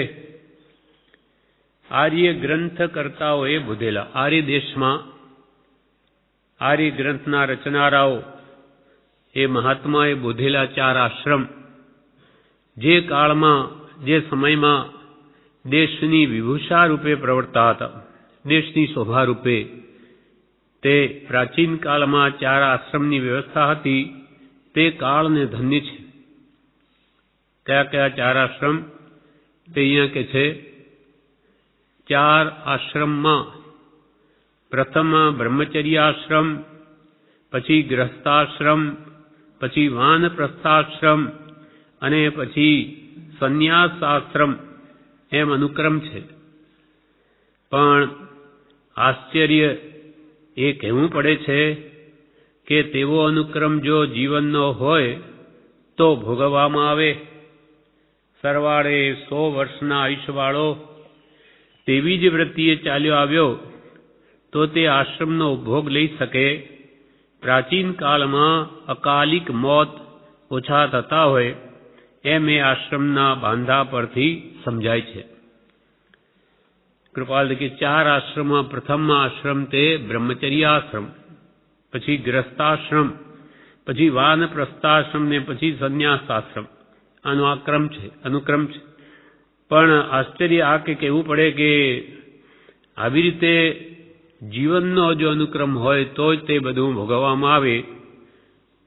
સરવાળે માનો કે 100 વર્ષનું આયુષ્ય હોય તો એમાં 25 વર્ષ સુધી બ્રહ્મચર્ય વ્રત પાડે, 25 વર્ષ પછી 50 સુધી ગ્રસ્તાશ્રમમાં રહે, 50 થી 75 વર્ષ સુધી ગ્રસ્તપણાનો ત્યાગ કરી ઘરમાં રહીને પણ મુનિપણાની યોગ્યતા કેળવે અને પછી સંન્યાસ આશ્રમમાં ગ્રહ ત્યાગ કરે, દીક્ષા લે. પણ 100 વર્ષનું આયુષ્ય પૂરેપૂરું હોય તો આ ક્રમ યોજાય. બાકી તો 50, 60, 70 વર્ષમાં જો દેહ છૂટી જાય તો પછી વાનપ્રસ્થાશ્રમ ને સંન્યાસ આશ્રમ રહી જાય. માટે કૃપાલ કે પણ આશ્ચર્ય એ કહેવું પડે છે કે તેવો અનુક્રમ જો જીવનનો હોય તો ભોગવવામાં આવે. સરવાળે 100 વર્ષના આયુષ્યવાળો તેવી જ વૃત્તિએ ચાલ્યો આવ્યો તો તે આશ્રમનો ઉપયોગ લઈ શકે. બાકી જો આયુષ્ય વચ્ચેથી તૂટી જાય તો મુખ્ય વાત રહી જાય, મનુષ્યપણાનું સફળપણું કરવું રહી જાય. કૃપાલ કે આખી જિંદગી જો આરામ પરિક્રમા જીવ ગાળે તો આ મનુષ્યત્વનું સફળપણું થવું ક્યારે સંભવે? પણ આ નિશ્ચિત ક્યાં છે? પણ કૃપાલ કે પ્રાચીન કાળમાં અકાલિક મોત ઓછા થતા હોય એમ એ આશ્રમના બાંધા પરથી સમજાય છે કે આ પ્રમાણે પહેલા આર્ય આશ્રમની વ્યવસ્થા રાખેલી, તો પ્રાચીન કાળમાં અકાલિક મોત ઓછા થતા હશે એમ આ આશ્રમના બાંધા ઉપરથી સમજાય છે. પછી પત્રાંક 100 કોના ઉપર છે? નામ નથી. મુંબઈ પોષ 1946. આર્ય ભૂમિકા પર પ્રાચીન કાળમાં 4 આશ્રમ પ્રચલિત હતા. એટલે કે આશ્રમ ધર્મ મુખ્ય કરીને પ્રવર્તો હતો. પરમર્ષિ નાભીપુત્રે ભારતમાં નિર્ગ્રંથ ધર્મને જન્મ આપવા પ્રથમ તે કાળના લોકોને વ્યવહાર ધર્મનો ઉપદેશ એ જ આશયથી કર્યો હતો. આર્ય ભૂમિકા પર એટલે આર્ય ભૂમિ ઉપર, ભારતની આર્ય ભૂમિ ઉપર પ્રાચીન કાળમાં 4 આશ્રમ પ્રચલિત હતા. એટલે કે આશ્રમ ધર્મ મુખ્ય કરીને પ્રવર્તો હતો. પરમ ઋષિ એવા નાભીપુત્રે, નાભીનાથ ભગવાનના પુત્ર, નાભીનાથ પિતાના પુત્ર શ્રી ઋષભદેવ ભગવાન, પરમર્ષિ નાભીપુત્રે ભારતમાં એટલે આ ભરત ક્ષેત્રમાં નિર્ગ્રંથ ધર્મને જન્મ આપવા પ્રથમ, મુનિ ધર્મ ને જન્મ આપવા પહેલા તે કાળના લોકોને, ભગવાન ઋષભદેવના સમયના લોકોને વ્યવહાર ધર્મનો ઉપદેશ એ જ આશયથી કર્યો હતો. પહેલા વ્યવહાર શુદ્ધિ કેમ થાય એવો ભગવંતે પહેલા ઉપદેશ કર્યો. કેમ કે પ્રેરે જે પરમાર્થને તે વ્યવહાર સંમત, જે વ્યવહાર કાળે કરીને પરમાર્થ તરફ લઈ જાય તે જ વ્યવહાર જ્ઞાનીઓને સંમત એટલે સંમત છે. એટલે પરમ ઋષિ નાભી પુત્રે ભારતમાં નિર્ગ્રંથ ધર્મને જન્મ આપવા પ્રથમ તે કાળના લોકોને વ્યવહાર ધર્મનો ઉપદેશ એ જ આશયથી કર્યો હતો કે વ્યવહાર સુધી પહેલા થાય તો એ પરમાર્થ સાધી શકે. કલ્પ વૃક્ષથી મનોવાંછિતપણે ચાલતો તે લોકોનો વ્યવહાર હવે ક્ષીણ થતો જતો હતો. ત્રીજો આરો પૂરો થવા આવે એટલે પહેલો, બીજો, ત્રીજો યુગલિક આરા છે તો એમાં કલ્પવૃક્ષથી જ બધી મનોવાંછના પૂરી થતી હતી. પણ હવે ચોથા આરામાં તો કલ્પવૃક્ષ હોય નહીં, એટલે અહીંયા ભગવાન ઋષભદેવે આ બધો વ્યવહાર ધર્મ એમને શીખવો પડ્યો. કલ્પ વૃક્ષથી મનોવાંછિતપણે ચાલતો તે લોકોનો વ્યવહાર, એ યુગલિયાઓનો વ્યવહાર તે કલ્પવૃક્ષથી ચાલતો હતો. હવે ક્ષીણ થતો જતો હતો. એ કલ્પવૃક્ષ એ જે મનોવાંછિત આપવાનું હવે દિવસે તે ઓછું થતું હતું અને તેઓમાં ભદ્રપણું અને વ્યવહારની પણ અજ્ઞાનતા હોવાથી કલ્પવૃક્ષની સમૂળગી ક્ષીણતા વેળા બહુ દુઃખ પામશે. એમ અપૂર્વ જ્ઞાની ઋષભદેવજીએ જોયું. તેમની પરમ કરુણા દ્રષ્ટિથી તેમના વ્યવહારની ક્રમ માલિકા પ્રભુએ બાંધી હતી. એટલે એ જીવો સરળ હતા. ઋષભદેવ ભગવાનના સમયના જીવો, યુગલિયાઓ રુજુ અને બુદ્ધિ પણ નહીં, વિશેષ કોઈ ખબર જ નથી. એટલે ભદ્રિક જીવો હતા. તો એ ભદ્રિક સરળ જીવો જેને વ્યવહારનું પણ કંઈ જ્ઞાન નથી, એટલે એની વ્યવહારની પણ અજ્ઞાનતા હોવાથી અને ભદ્રપણું ભદ્રિક હોવાથી કલ્પ વૃક્ષની સમૂળગી ક્ષીણતા વેળા બહુ દુઃખ પામશે. જ્યારે કલ્પવૃક્ષો સદા આપવાનું બધું બંધ કરી દેશે ત્યારે તો એ જીવો બહુ દુઃખ પામશે. એમ અપૂર્વ જ્ઞાની ઋષભદેવજીએ જોયું. ભગવાન તો ત્રણ જ્ઞાનના જન્મથી ધરતા હતા, મતિશ્રુત અવધિ. તેથી ભગવાને આ જોયું કે આ જીવો પછી બહુ દુઃખ પામશે, એટલે તેમની પરમ કરુણા દ્રષ્ટિથી તેમના વ્યવહારની ક્રમમાલિકા પ્રભુએ બાંધી હતી. એટલે ભગવાને પછી બધું જ શીખવું પડ્યું છે. રસોઈ કેમ કરવી, ખેતી કેમ કરવી, આ નિર્વાહ કેમ ચલાવવો. એટલે વ્યવહારનું જ્ઞાન પણ ભગવાન ઋષભદેવને તે સમયના જીવોને આપવું પડ્યું છે. એટલે કલ્પવૃક્ષની સમૂળગી ક્ષીણતા વેળા તેઓ બહુ દુઃખ પામશે. એમ અપૂર્વ જ્ઞાની ઋષભદેવજીએ જોયું. તેમની પરમ કરુણા દ્રષ્ટિથી તેમના વ્યવહારની ક્રમમાલિકા પ્રભુએ બાંધી હતી. ક્રમમાલિકા, માળાનો એક મણકા પછી બીજો મણકો આવે તેમ ક્રમ આખો બાંધ્યો કે આ પછી આમ કરવું, આ પછી એમ કરવું. એમ ભગવાને પરમ કરુણા દ્રષ્ટિથી તેમના વ્યવહારની ક્રમમાલિકા પ્રભુએ બાંધી હતી. તીર્થંકર રૂપે જ્યારે ભગવંત વિહાર કરતા હતા ત્યારે તેમના પુત્ર ભરતે વ્યવહાર શુદ્ધિ થવા માટે તેમના ઉપદેશને અનુસરી 4 વેદની તત્સમયથી વિદ્વાનો સમીપે યોજના કરાવી. જ્યારે ભગવાન ઋષભદેવ તીર્થંકર રૂપે વિચરતા હતા, કેવળ જ્ઞાન પ્રાપ્ત કરીને તીર્થંકર રૂપે જ્યારે ભગવંત વિહાર કરતા હતા ત્યારે ભગવાને જે ઉપદેશ આપ્યો ત્યારે તેમના પુત્ર ભરતે, ઋષભદેવ ભગવાનના સૌથી મોટા પુત્ર ભરત મહારાજા, તેમણે વ્યવહાર શુદ્ધિ માટે તેમના ઉપદેશને અનુસરી, ભગવાને જે વ્યવહાર શુદ્ધિ માટે ઉપદેશ આપ્યો તે ઉપદેશને અનુસરી 4 વેદની તત્સમયી વિદ્વાનો સમીપે યોજના કરાવી. 4 વેદની, વેદ એટલે જ્ઞાન, જે વેદાંતમાં જે વેદ કહેવાય છે એ નહીં. આ વેદના નહીં 4 ભાંગા. વેદ એટલે જ્ઞાન, શાસ્ત્ર જ્ઞાન. તે 4 વેદની ભગવાને જે ઉપદેશ આપ્યો તેનો તે સમયી વિદ્વાનો પાસે તેની 4 પ્રકારે યોજના કરાવી. 4 આશ્રમના ધર્મ તેમાં દાખલ કર્યા. એક તો આ 4 આશ્રમો, એના ધર્મ દાખલ કર્યા. તેમજ 4 વર્ણની નીતિ રીતિ તેમાં દાખલ કરી. તેમજ 4 વર્ણ, ક્ષત્રિય, વૈશ્ય, બ્રાહ્મણ, ક્ષત્રિય, વૈશ્ય અને શુદ્ર. એ 4 વર્ણની પાછી નીતિ શું, કયા નીતિએ બ્રાહ્મણે વર્તવું, અને ક્ષત્રિયોનો શું ધર્મ છે, કર્તવ્ય શું છે, વૈશ્ય કોને કહેવા, જે વેપાર કરે તે, અને ક્ષુદ્ર એટલે જે સાફ સૂફી હલકી વૃત્તિવાળા હોય તે ક્ષુદ્ર જાતિમાં આવે. એટલે 4 આશ્રમના ધર્મ તેમાં દાખલ કર્યા. તેમાં 4 વર્ણની નીતિ રીતિ તેમાં દાખલ કરી.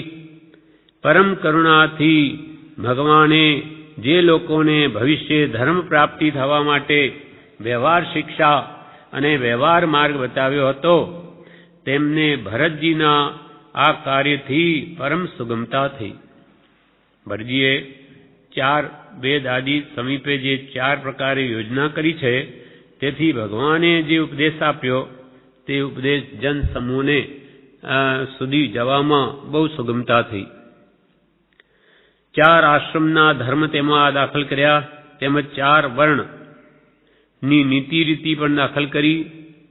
અને પરમ કરુણાથી ભગવાને આ લોકોને ભવિષ્યમાં પણ ધર્મ પ્રાપ્તિ થાય એવો વ્યવહાર પ્રેરે, તે પરમાર્થને તે વ્યવહાર સંબંધ એવો વ્યવહાર ભગવાને યોજ્યો કે જે આગળ જતા એમનો વ્યવહાર ધર્મમાંથી એ પરમાર્થ પામી શકે.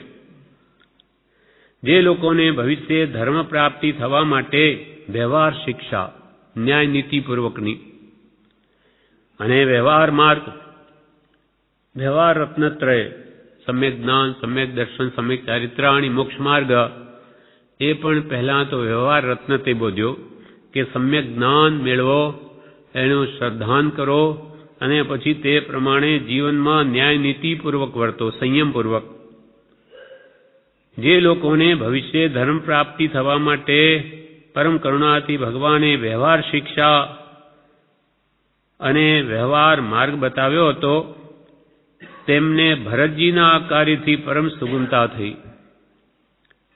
4 વેદ, 4 આશ્રમ, 4 વર્ણ અને 4 પુરુષાર્થ, આ 4 પ્રકારે આ વેદ. પહેલા તો લખ્યું 4 વેદ. વેદ એટલે જ્ઞાન, વ્યવહારિક જ્ઞાન, પછી પરમાર્થિક જ્ઞાન શું, અને 4 આશ્રમમાં બ્રહ્મચર્યાશ્રમ, ગ્રસ્તાશ્રમ, વાનપ્રસ્થાશ્રમ અને સંન્યાસાશ્રમ.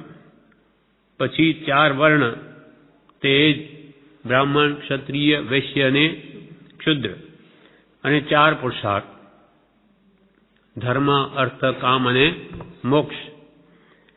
4 વેદ, 4 આશ્રમ, 4 વર્ણ અને 4 પુરુષાર્થ સંબંધી એ પરથી અહીં કેટલોક વિચાર કરવા ઈચ્છા છે.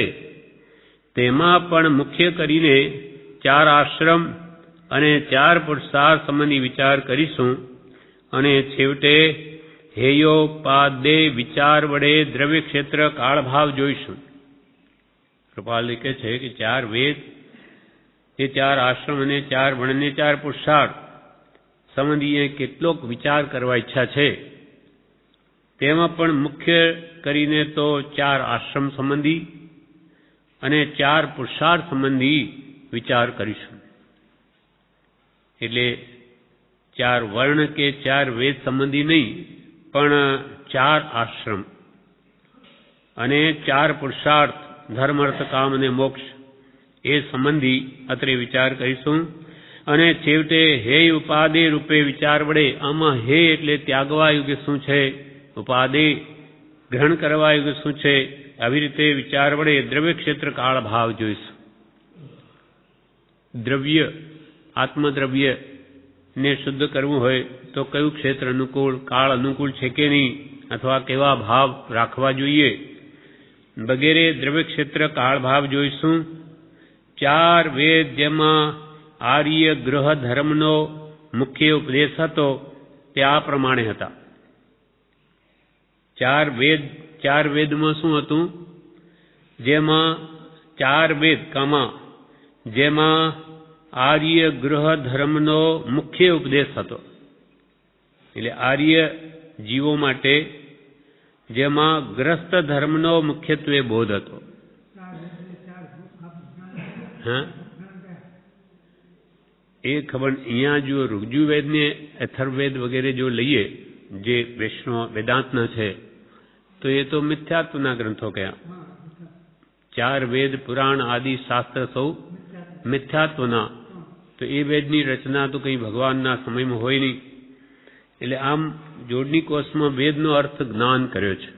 જ્ઞાન, પછી શાસ્ત્ર જ્ઞાન, પછી અથર્વવેદ, ઋગ્વેદ વગેરે લખ્યા. પણ એ વેદાંત માને.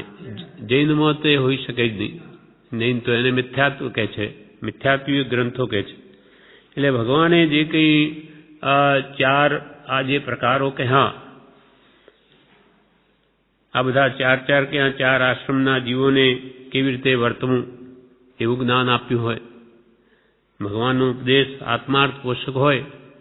નીતિ કે ધર્મ, અર્થ, કામ, મોક્ષમાં કેવી રીતે વર્તવું, એ બધો ઉપદેશ હોઈ શકે. કેમ કે એનું કોઈ વિવેચન વિશેષ છે નહીં. એટલે 4 વેદ કયા, અહીંયા પણ ખુલાસો નથી. 4 વેદ, જેમાં આટલી વાત અહીંયા છે કે આર્ય ગ્રહ ધર્મનો મુખ્ય ઉપદેશ હતો. એમાં આર્ય પુરુષો માટે ગ્રસ્ત ધર્મનો મુખ્યત્વે 4 વેદમાં ઉપદેશ હતો. ગ્રસ્ત ધર્મ, પેલા તો બીજા છે ગ્રસ્ત, એમાં તો ગ્રસ્ત ધર્મનો ઉપદેશ કે જે ગ્રસ્તોએ કેમ વર્તવું. જેમાં 4 વેદ, જેમાં આર્ય ગ્રહ ધર્મનો, એટલે આર્ય જીવો માટે, આર્ય લોકોએ ગ્રસ્ત ધર્મમાં કેવી રીતે પ્રવર્તવું એનો મુખ્યત્વે બોધ હતો. 4 વેદ, જેમાં આર્ય ગૃહ ધર્મનો મુખ્ય ઉપદેશ હતો, તે આ પ્રમાણે હતા. એમ એટલું જ આ પત્રમાં કહ્યું છે